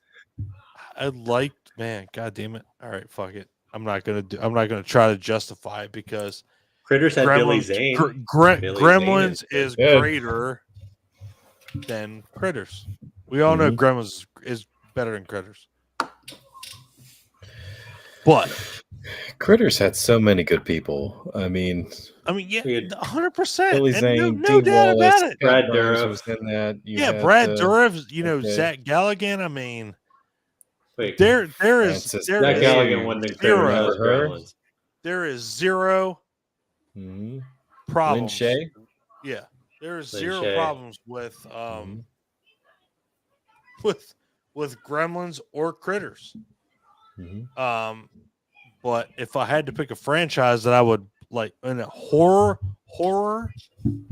category, I'm picking Critters all the way because it's just the way that it's just the way that it's presented. Like Gremlins is a Christmas horror movie, and nobody can deny that. And I hate that so much because of the way that people depict, Gremlins. Just like I hate this. Is Die Hard a Christmas movie? Yes. Okay. Is Gremlins a Christmas movie? Yes. Argument done. That's why I love Ryan Joyner because they take place at Christmas. Thank you. Yeah. Thank you. Yeah. They have Christmas themes. A gremlin attacks a woman in a Christmas tree. John McClane kills a guy, leaves him in an elevator, and writes "Ho ho ho" in blood. Christmas movies. Ho ho ho! I have a machine gun. God damn it! You know what? Die Hard and mark it down. Die Hard right now is one of my favorite movies of all time, and it always will be. Oh, there's another 3. I like Die Hard with a Vengeance the best. Who? Okay. Who the fuck We talked. Oh my God, who brought that shit up the other night, Clint? That It said was they Clint, can, wasn't it? You like Die Hard too. but you don't Die like Hard Die 2's Hard good. with a Vengeance. It's not my favorite one. And I don't know what ruined it for me. I'm gonna kill Maybe it you. was Jeremy Irons trying to play a German, and it just didn't come off as believable. Look, not every Jeremy Irons performance can be Dungeons and Dragons level, okay? But he was trying. We have the three most And I love Jeremy trustworthy Irons. people He's a on this great actor. podcast. I'm gonna take my sunglasses off. Dude, I might have to take Dungeons a and shot, Dragons. but I'm telling you right now, I fucking love I think there was a scene in that Die movie Hard with where a like Vengeance. they kept the take in the movie, and he damn near laughed during the scene. What's know, the problem? when he- What is the problem there? I don't know Seriously. if there is a problem with that, but it was like after John McClane said your brother was an asshole, and he's like, he was an asshole. It's like That was one of the greatest barely fucking held it goddamn back, lines of and I that was like- goddamn movie, dude.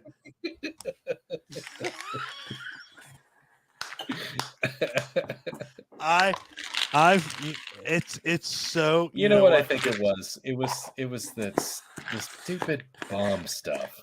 It's with Bomb the- stuff. What do you yeah, know? it's The two riddles parts. were good. It was Yeah, the riddles were all suspenseful. right, and they did too much with the 2-part, mix for the What do you- bombing. It was things, but- terrifying. The red stuff mixes with the clear stuff, and that I'm causes glad the that I'm explosion. glad Yeah. that one of you brought it up because It's gripping. Yeah. It's But like the thing that stuck with me the most was when he took like a metal rod and he like slapped it into one of the tanks and he slapped it into the other one. And it's like, well, shouldn't that have just exploded Shouldn't when you have blown slapped up it the like- second time? it's But he's like, Hold I'll on. just get both these I'm things gonna on break here. your then handcuffs. Hold on I'll right just bust now. these handcuffs with Ugh. it. I'm like, bullshit. God damn it, Clint. I hate your goddamn logistics because he's so right. Because you know what? And ladies and gentlemen, this is a third movie, so this does count. But yeah, he's It's right. not a horror Like, movie. he's like Thank you, Don. with Samuel L. Jackson, he's like, I'm gonna let me don't move. I'm gonna hit this real quick and then. First of all, motherfucker, your arm would have been blown to goddamn fucking hell. They've shown what that shit can do. It blows up a goddamn fucking corner of a goddamn, on New York Street. Sorry, Ryan. Can Am I yelling too I much? stop you Don't worry. guys right there for a second? Sure. This is a franchise where in the first one, John McClane ties a fire hose to himself, jumps off of the roof of an exploding building, Oh no. and then in the sequel, ejects himself from an exploding plane. Also bullshit. Yes.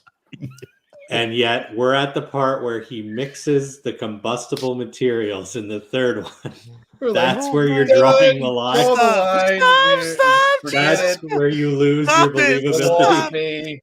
Stop! Stop it! God damn it! Stop it! The fact third that him Die and Hard his is wife- okay, you know what? God, I The fact hate that him and his Ryan. wife got back together in the second movie was where I lost my believability. I hate Ryan so much because he's so right. It's God damn it. That should have never The happened. goddamn the fuck man. The Die Hard trilogy. Yeah. That's right, because I- there's never I any love- more after those. I Nope. love that. I love that franchise. But yes, Actually, I gotta be honest, after Part 4 is pretty good. I like 3 because of Samuel L. Jackson. I mean, there is no other person that can come out and say, you go call the police. And then he turns around and says, well, niggers in Harlem. I hate niggers in Harlem. Like, well, this guy's about to die regardless. And I'm not being, obviously I'm not being racist at all. Like that's what the movie said, but to see that, I think, and I think that Oh, yeah. Call the think that police, brought tell it- them someone's about to get killed. I think that brought it like that you hadn't seen that until that point, when he's like, I have to wear this, like, and they cut it off, and then, it's like, well, hey, I hate niggers in Harlem, and then these other dudes is like, he's like, what the fuck? And then dude's playing basketball, and he's like, has anybody ever seen the better TV get this motherfucker edited of this movie? And what's cool, Clint, is you brought that up because this is a third movie in a franchise. It is, and honestly, it's the most influential in the series. I mean, it really is, because it wasn't what was normal to the franchise, like, and that, and that's what killed it for, like, Die Hard 2, Die Harder. Like, it was still like a airplane. It was still well, oh, Jesus Christ. We just did this. What we were talking about with The Exorcist 3 and stuff before, Clint, you guys know Die Hard 3 didn't start out as a Die Hard movie. Yes. It was another script too. Yeah, it was another spec script for a movie called Simon Says. Yeah. It was another script that it didn't even exist. And then all of a sudden, Die Hard 2, Die Harder became a blockbuster, and it was like, well, we have to capitalize. Well, what can we do? Oh, well, there's this script. Make the greatest movie of all time. There's this script that's called Simon Says, because Simon was Jeremy Irons, who was Hans Gruber's brother in the first one. And again, that it still makes sense, because you're bringing something that happened in the past to the forefront. You're still bringing that up. But was it necessary? Probably not. But was it cool? You know what? It was amazing. You know why? Because I fucking love Jeremy Irons. What did you leave? And Jeremy Irons being in Die Hard with a Vengeance. That's I like seeing William Sadler's naked ass and his nutsack, and when he's in the hotel. Oh yeah, that was William Sadler's nutsack. Yeah. I guess I can scratch that off my bucket list. Yeah, you've seen that now. That's good. I've been trying to scratch that one off for a while. Yeah. Before we stop talking about Die Hard 3, have you guys seen the TV cut of Die Hard 3? Yes, it's fucking terrible. His billboard sign says, "I hate everyone." That is political as shit. It's like, oh, that's just like bang, bang, bang, bang. I'm like, I will stick to the box set that I have, because it's amazing. But Ryan saying that, God, Jesus fucking Christ, Ryan, I don't have a reason to hate you ever. I don't. Yes. Who's next? We got to get it. Who's next? Oh, that's starting to go down a little bitter, is it, Clint?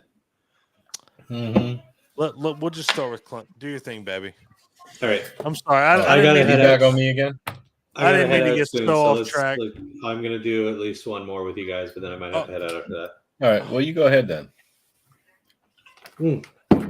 No, you go first. I got a little bit of time here. You go first? Okay. I want to throw in Prophecy 3. Oh, wow. Not necessarily a great installment of that franchise, but Prophecy, fantastic. Love it. Still had Christopher Walken in it, and for some reason, he had lost all the things that made him like an angel. He was more or less a human in that film.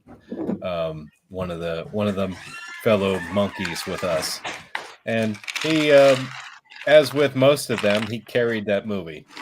It wouldn't have been half as good as it was without his performance and his delivery. Which is weird, because he's kind of an awkward guy, right? You know what I mean? And it's like I can't really put my finger on what makes him a good actor, because it's he's just so weird. And you know what I mean? It's an understatement. It's like I wouldn't even call him like a good actor, but there's something that's powerful about his performances. And there is that came through. It's powerful. Yeah. About the way he projects himself onto the screen. Mm-hmm. Yeah, like take his famous take his famous appearances on Saturday Night Live. The dude is reading off a fucking cue card the entire time. You can tell that's what he's doing. Somehow it still works. And I'm like, it shouldn't work because like his famous cowbell sketch. You know what I mean? He's reading off the cue card the whole thing, but somehow his delivery makes that funny. He was he was famous. It has no right being funny. I have a fever, and there's only one medication that can cure it. I got a fever, and the only prescription. Fever. It's more cowbell. It's more cowbell. Yeah. I'll be honest. When Christopher Walken dies, I'm going to be upset. I'd be very bummed out because listening to him be like Ryan said, I have a fever, and the only prescription is more cowbell. Cowbell. Can you give me more cowbell? Mm-hmm. But you got movies and stuff like you were mentioning, like Christopher Walken being so awkward, and I was trying to think to myself, I'm like, well, he's not exactly usually leading man material, but I mean, look at Stephen King's The Dead Zone. That's fantastic. Yeah, and he carries that whole movie with him. He does. Like Clint said, The Prophecy. I mean, I don't like the Prophecy movies. They're not great. I like the first one. It's a good one, and that's and with the conversation we're having, and that's what I really hate about these horror movies is that they get so shit on. And Ryan, I really hope you could stay on longer, but I get it. I guess I'll run down more because nobody's going to show up, and I hate that. Fuck you guys, because this is fun. Like Leatherface, Texas Chainsaw Massacre. I said I'd stay on for at least one more. I didn't say I was leaving just a second. Hellraiser 3. I mean, you want to talk about? I was going to bring up Hellraiser 3. You want to talk about it? I mean, it's not a shit show, but it is a shit show. It's. I like Hellraiser 5. Yeah. Bloodlines. No, it was 4. 5 was Inferno. And we'll go down the list because I do not want Ryan going without stating anything. So yeah, we've already mentioned Army of Darkness, Hellraiser 3, like we just talked about. Mm-hmm. It was that was just weird compared to the other two. Leatherface, Texas Chainsaw Massacre 3. That was like one of the more boring sequels. It just seemed like it was boring. I love Ken Foree in it, but it just seemed like it was like, holy shit. It was Texas Chainsaw 3 was on my list. Yeah. And again, we're going down the list. Classic example of being neutered by because we have three people here. So next week we better have more people here. Fuckers. So the studio, New Line Cinema, actually neutered that film on their own. Which one? They were Texas Chainsaw 3. Yeah, they were threatened by the ratings board. To get an X rating if they had an explicit amount of gore. So they just basically decided to just like say no to all the things that they had planned on the movie and to heavily edit the thing. So like they basically did that to their own movie to try to make sure that they got past the ratings board and try to recoup their investment in the movie. So it's like why from my understanding they paid a pretty penny for that franchise. Yeah, right, absolutely. Right. Which is funny because the DVD I have of it has the unrated cut, and it wasn't anything too explicit. Right. One of the kills, I guess the biggest problem was the character Ryan. The little girl is the one that pulls the pin to bring the hammer down on his head. Right. And that was something New Line was specifically very worried about. So even the original cut of it, though, is so quick, but they still felt they had to get rid of all pretense of the little girl actually being the one to pull the lever. Wow. No. And but that one had Stretch in it too. Yes, she Yeah, had a John cameo Williams. as a reporter where she had finally graduated from radio to TV reporting. So yeah. Sequel we never got. Yeah, where exactly. It was her trying to track down the family. And side note on the little girl, I just found out today that she was the little girl in Friday the 13th Part 7. Yes. Where yes. she played the young Tina. Young Tina. Yeah. Yep. Ryan, I know we're, don't get too tired. I want to talk to you after this podcast if you're willing. These are drunk eyes, not tired eyes. It's what we're gonna do in a private. Cool. Okay. Holy shit, where are we at? Well, we just killed 3 movies in one. But where should I go? Holy shit. Maybe I'm gonna go with Tremors 3, Back to Perfection. Bastard. I actually purposely left that one out. That is on my list. That was one of my last movie. two. But I love, anything, and I even put it in the notes. Anything where Burt Gummer says "ass blaster," I am in. I am fucking in. That's where they ruined it. That is a franchise that's had its highs and its lows, but the only Tremors movie I legitimately don't enjoy watching is Part 3. Yeah, even 4 was good. I'm not gonna lie. Even 4, I love 4. Bringing up the Old West, where they came from. Yeah, I'm with you on that one, and it really sucks. Yeah, Part 5. It and it really sucks because, and here's the thing that really irritates the shit out of me. And I know we're 3 hours and 21 minutes into this, but whatever. The thing that really pisses me off is that you have the blueprint for a movie. You have a blueprint for a successful movie, and you still fuck it up. How do you do that? How does that happen? And going through the list that I'm looking at, The Exorcist 3, as much as people shit on it, us 3 can say that was a successful threequel. Friday the 13th Part 3, successful threequel. Halloween 3, successful threequel. Yeah. But then you get to something that none of us have talked about, like Child's Play 3. Was that successful? Was that good? Child's Play 3 is famous for being released less than a year after Child's Play 2.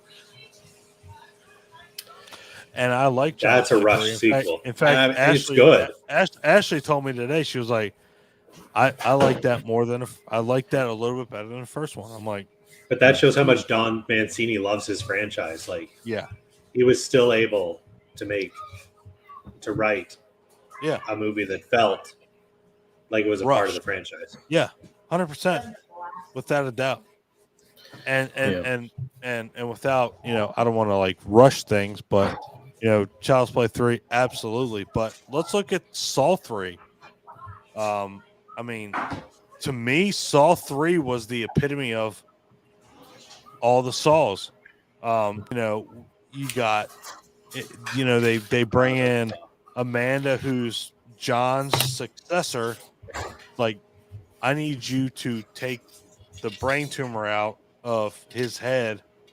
Gets a brain surgeon who's basically got a goddamn collar of shotgun shells but I need you to perform brain surgery, and I need you to remove a tumor in John's head. If you leave out the if part about the collar of shotgun shells, that just kind of sounds like an episode of Days of Our Lives. Wow. Wow. Huh. I'm going to get drunker after we get out of this, but we should probably get drunker now because man, that is holy shit. Ryan, It could be.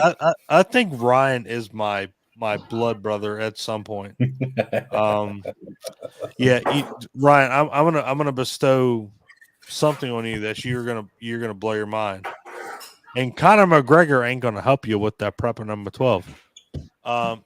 We interviewed Catherine Mary Stewart. Do you realize Catherine Mary Stewart was on Days of Our Lives for 150 episodes as Kayla Brady, the Brady family? Brady family, what now? Like from the Brady Bunch? No, Days of Our Lives. When did you start watching Days of Our Lives? I never watched Days of Our Lives. That motherfucker, he reeled me in and he cast me out. I was really hoping he was like, I've seen the opening to Days of Our Lives many times as a child, and that's when I left. With sands to the hourglass, so are the days of our lives. Ryan just betrayed me. I was really hoping he watched that. He made a joke. Wait, was there an episode And where you a believed kid him. fell off of a shelf, went into a coma? God. Okay, hold on. We'll get into that. God, fucking Ryan. That motherfucker is so full of surprises. I hate it. That is an episode? Yes, 100%. Okay, then I've seen that episode. Yeah. Where are we at? We talked about Saw 3. Somehow we went from Child's Play 3 to Days. No, Saw 3. That's right. Saw 3. We did Tremors 3. Hatchet 3. Has anybody seen the Hatchet franchise? Oh yeah. I don't remember if I've seen it that far. That's the one with Zach Galifianakis. No, it's Zach Galligan in Gremlins. Zach Galligan. Sorry, Zach Galligan. Galligan. Oh, okay. It is incredible. I'm gonna put my sunglasses back on. Actually, yeah, Clint, if you have not seen the Hatchet franchise, that's definitely worth a watch.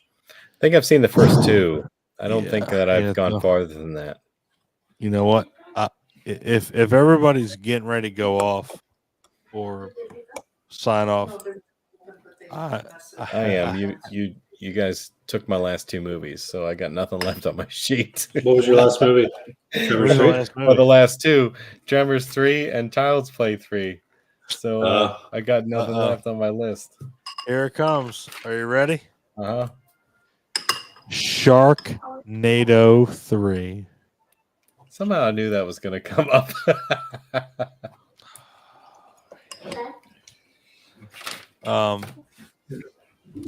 My son loves the Sharknado franchise. You know what? I like Tara Reid. I'm sad that she went so deep into the body modification thing with the plastic surgery stuff because she was a legit pretty woman. I'm going through the list and everything we've talked about, and I love it. You know, nobody really got into Hellraiser 3. Like, you know, like Hell on Earth. Yeah, Hell on Earth. Like it was. Everybody kind of, you know, pushed that series to the side because of the way that they did. You know, Pinhead. Like he split, and it was. Oh no! It was this Pinhead and, you know, Doug Bradley. But honestly, Pinhead was awesome in that. They didn't even have to bring other Cenobites into that, and they did. You know, with this whole motherfucker that. Let me put a camera on his head. Let me let this motherfucker that shoots a. I was just gonna say, are you trying to defend the horror movie that gave us CD? I am. Molotov cocktail See, guy? you know what's great is Ryan knows I'm not. No, Hellraiser 3 is fucking terrible. The fact that they have these Cenobites that I was a bartender, but I can throw Molotov cocktails and blow them up. Oh, I was a cinematographer and I got a camera in my fucking eye and I can blow shit up if I look at it. Yeah, dude, that fucking movie was terrible. If Pinhead was the only Cenobite there, it might have been good, but I will tell you, there was great lines in Hellraiser 3 from Pinhead. Mm-hmm. But that was only because Doug Bradley brought it to the forefront. You're back. Don, I'm not going to lie. My internet just crapped out, and I think I missed out on your whole rant. Did you mention the horrors of girl that smokes cigarettes, Cenobite? I didn't, but I did go on a rant saying that Hellraiser 3 is very underrated. And it is. Would you agree, Ryan? Sorry, say that one more time. Hellraiser 3 is underrated. Yeah. Good. That's one of its problems. It's not. It's Sorry, not. Did you say great. underrated or underwritten? Underwritten. It's not great. Wait, sorry. You said underrated? Yes. Underrated. No. You don't think it's good at all? No. I thought you said underwritten. Yes. I want you to explain it because I'm probably on the same level. I'm really weird when it comes to bad horror movies. Okay, if right. a bad horror movie is a bad horror movie, that's fantastic. The problem is when you have something like Hellraiser, right. which out of the park, it was different, it was unique. The practical effects were phenomenal. The story was dark, it was menacing, it was erotic, it was different. And this was the first one you're talking about. The first one, yes. And then you go into Hellbound, which expands on the universe. You actually go into hell. You see Leviathan. You see how there's... Okay, and you know what? I'm going to stop you right before you go into the third one. So, out of us three, Oh, wait. Hey, I just noticed your shirt, by the way. We got into it. Sorry, guys. I'm losing you again. Just a sec. I love Hellraiser 2. Do you love Hellraiser 2? Yeah. It was where it's at. I love Hellraiser. I love Hellbound. That's what I mean. Hellbound expanded on the universe. It gave us this world. We see now where the Cenobites come from. We see what their jobs are. Yep. And then we got Hellraiser 3. Pinhead goes to a goth rave. Yeah. Pretty much, yeah. I love bad horror movies, but when they are the after effects of a phenomenal franchise, I chalk that up as lazy writing. Yeah, man, and passion. I'm weird. I've got standards. I love that. I love that you brought that up because it's true. It's lazy writing. Up until Hellraiser 3. It was an amazing franchise, and then 3 hit, and it was like, huh? What we do? No, because 4 had some potential, but then it has. I would love to see the director's cut of 4 if it ever came out. 100%. Because again, that's another movie that was completely neutered by the studio. So let me ask you both, and this you know what? This is going to be a controversial question, and I love this because I have, if anybody else wants to tune in, fuck you if you don't, because we're about to have a good conversation because I love Clint Myers and Ryan Joyner, and I'm about to ask them a really monumental question. So after seeing Hellraiser, if you both seen the first one, do you think that the second one lived up to any amount of potential that the first one did? Sure. Sorry, lived up to the potential. Hellraiser 2 went to where else? It was either you're going to retread the original or you're going to go off in a different direction.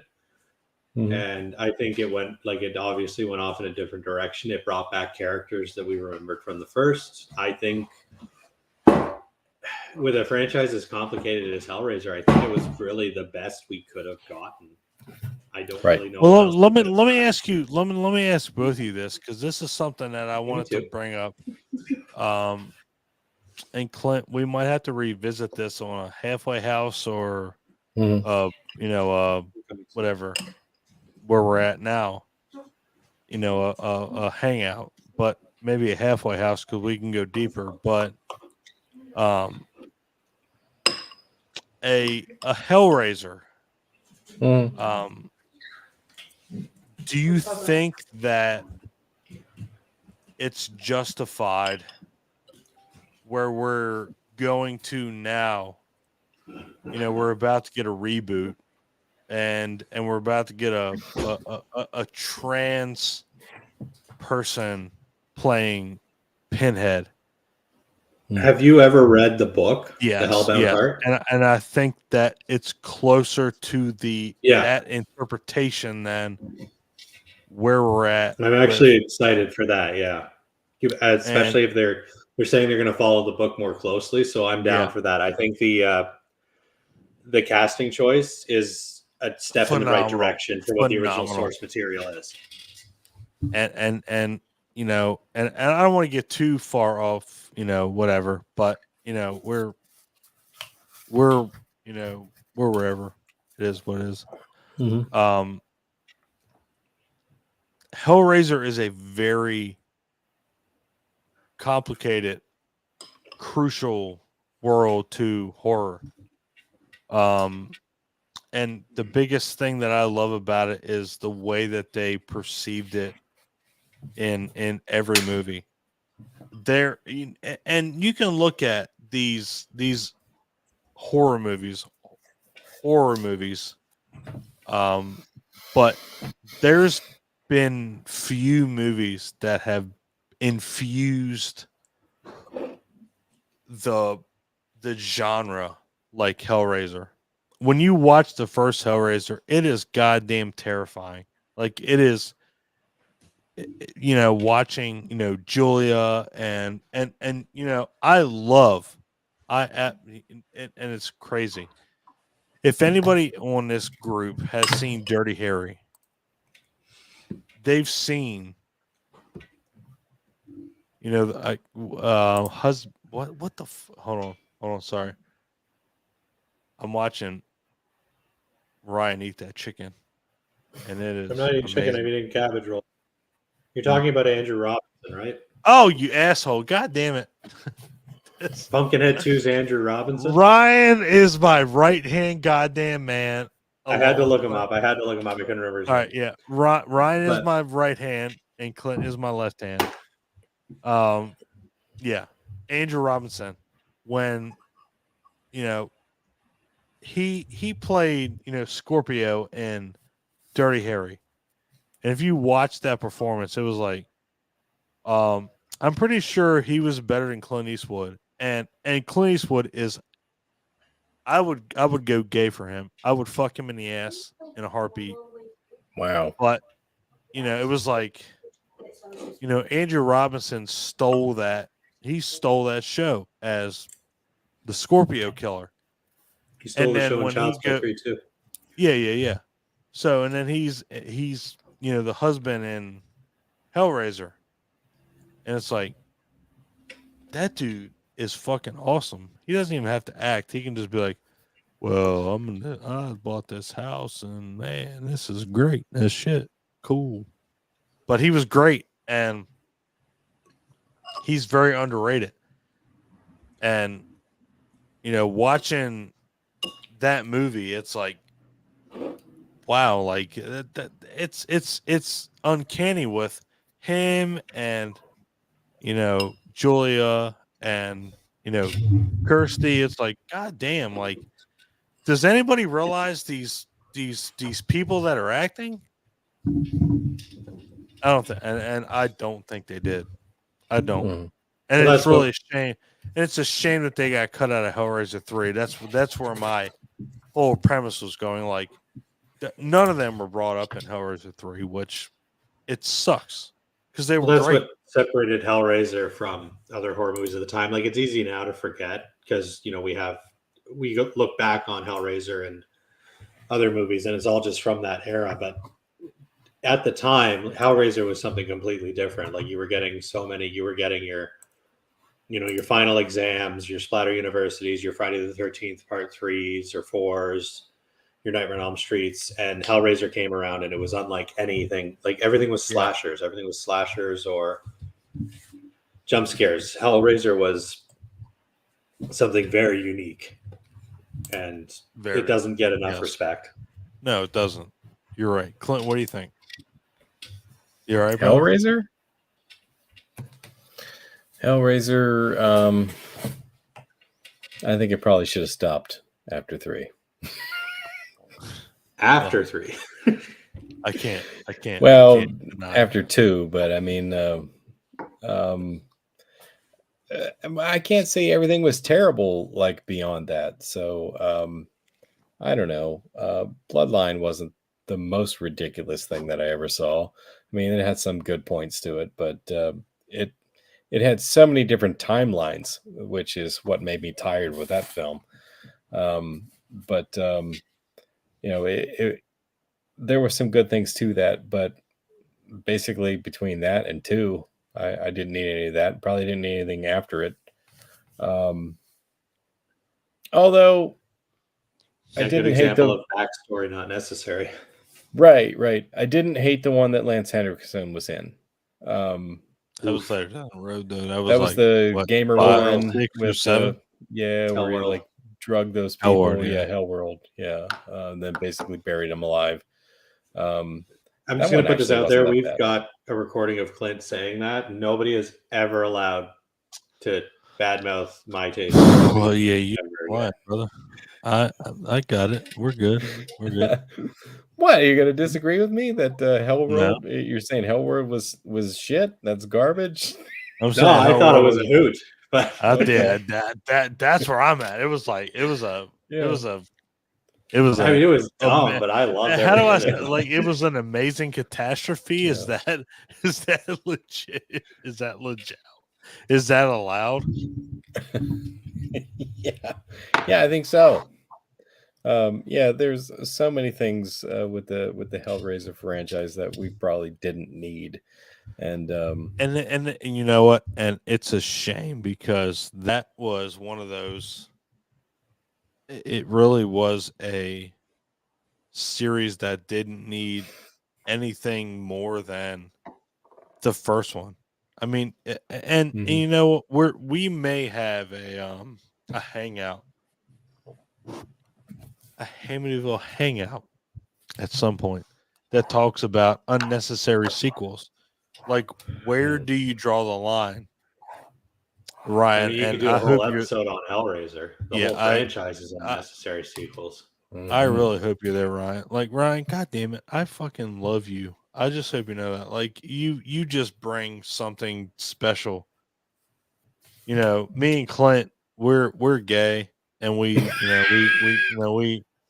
fuck each other in the ears. Wow. No, we don't. In the ears? In the mouth, in the butthole. No, I mean, those make more sense in the ears. It's well, you can take it. You can take it how you want. But, like, you know, we bring a lot of, you know, we just want this to succeed, and we want this to be special. That's why we do this. Yeah. And I really think it's cool that the fact that you brought Saw, like, Saw is so goddamn, like, it's off the wall. But, you know, Hostel was the same way. Like, Hostel 1, 2, 3. I don't even know how many of them they made. There's 3. And it's like, I watched the first one, and I can't go beyond that because I watched somebody get their Achilles tendon snipped by scissors, and fuck, like, that's, I can't do that. It's wow.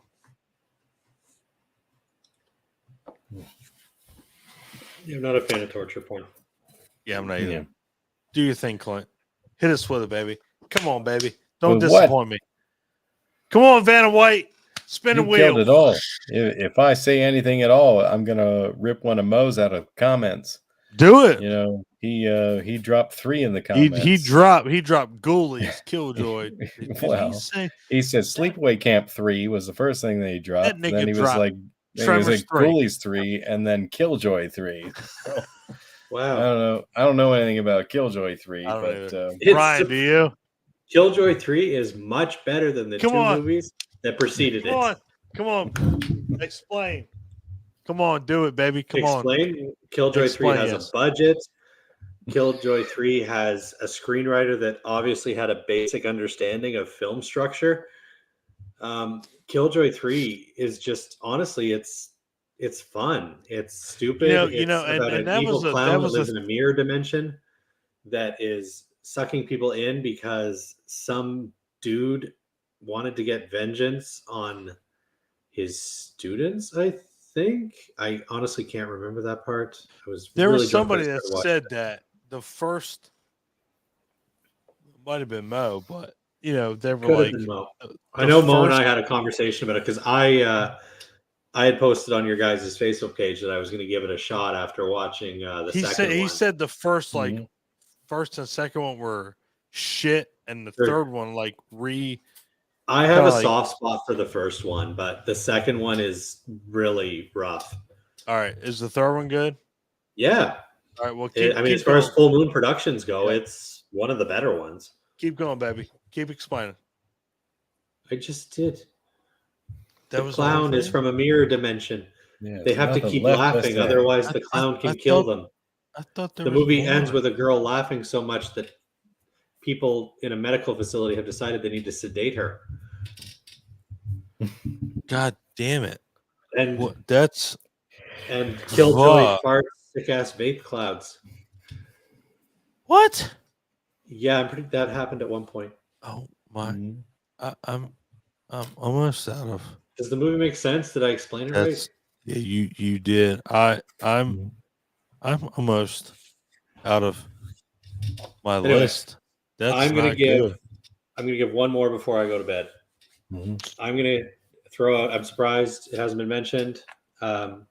Silent Night, Deadly Night 3. Oh boy! The first in the franchise that got away from the original family from the OG movie. Oh, I guess it didn't, because that's right. That guy was Ricky. Wait, have you guys seen it? I have not. Garbage Day. That's part 2. What I've seen. That's 2. Oh, that's part 2. Yep. Basically, it's a movie where the killer from the second movie, though at the end of the second movie, it looks like he died. He did not die. So the guy that was like, he's a Garbage vegetable. Day. He doesn't die. He has his brain in a clear bowl on top of his head, and he has a psychic connection with a blind girl. And hilarity ensues. That sounds. Jesus, goddamn Christ! That sounds. It was also. I think it was one of Bill Moseley's first roles too. Wow. He doesn't really. Actually, I think other than one line at the end of the movie, I don't think he even says anything. God. It's probably better that way. But the Silent Night, Deadly Night franchise just keeps on trucking. I mean, they've had 1, 2, 3, 4, 5 movies. Five had Mickey Rooney in it. Mickey Rooney. Yeah, he was actually he joined protesters in banning the original movie, only to appear in the 5th one. But I'm going to be in it now. Okay, Mickey. Cool. And that was the one where actually, if you guys want to watch a horror movie that makes you feel dirty after you watch it, watch Silent Night, Deadly Night 5. Yeah, I'm going to have to get a shout after watching that. I'm going to wash my asshole because it is, baby. Man, this has been a wow. I wish we would have got more people, and we're gonna get there. Nobody gives a shit about this conversation, Don. I enjoyed it. I did too, but that's all that matters. I'm trying to be optimistic. We are at the point where I'm pretty sure I just saw Clint eating peanut butter straight out of the jar, though. You did. Yeah, you But did. you know what? If you did that, Clint, fuck you. You don't believe in this. Just dive into your goddamn peanut butter with a spoon. It's pure protein, man. Yeah. If So good. we're about to end this. If you didn't join us, you missed a good time. If you did, if you did, cool. Most I got 3 people. So many great threes. The 3 people: Clint Myers, Ryan Joyner. Those are the people right now that give the fuck most about. So we got Mosley Vope in the comments, just slamming it right now. now. Thank you. Mo always support us. Basket Case 3, it's a live 3. Oh no. Fuck. Ghoulies 3. I'm not doing Ghoulies 3. I'm not doing it. They come out of the toilet. They finally did the toilet thing. They Took 3 did. movies, but they actually made the toilet a central plot device. Oh boy. Holy shit. It's like a portal thing, right? Yeah. Nope. I'll take a shit. I will take a shit and post that on the goddamn Facebook group, and that's better than Ghoulies 3. Ladies and gentlemen, thank you if you joined us in the chat or whatever. We thank you, and if you didn't, well, you You're missed lost. out on a good time. We got Ryan and Clint. Ryan is goddamn hilarious. But you know what? It's Hamityville. The more the scarier, and we're not going to deviate from that. Clint, baby, what you got to say? Don't let the bad ones ruin a good time. And I hope you find movies that haunt you. Ryan agrees. He's sitting there. Thank you, baby. We're on it. We'll talk Thanks to you for later. joining us. Absolutely. See you, man.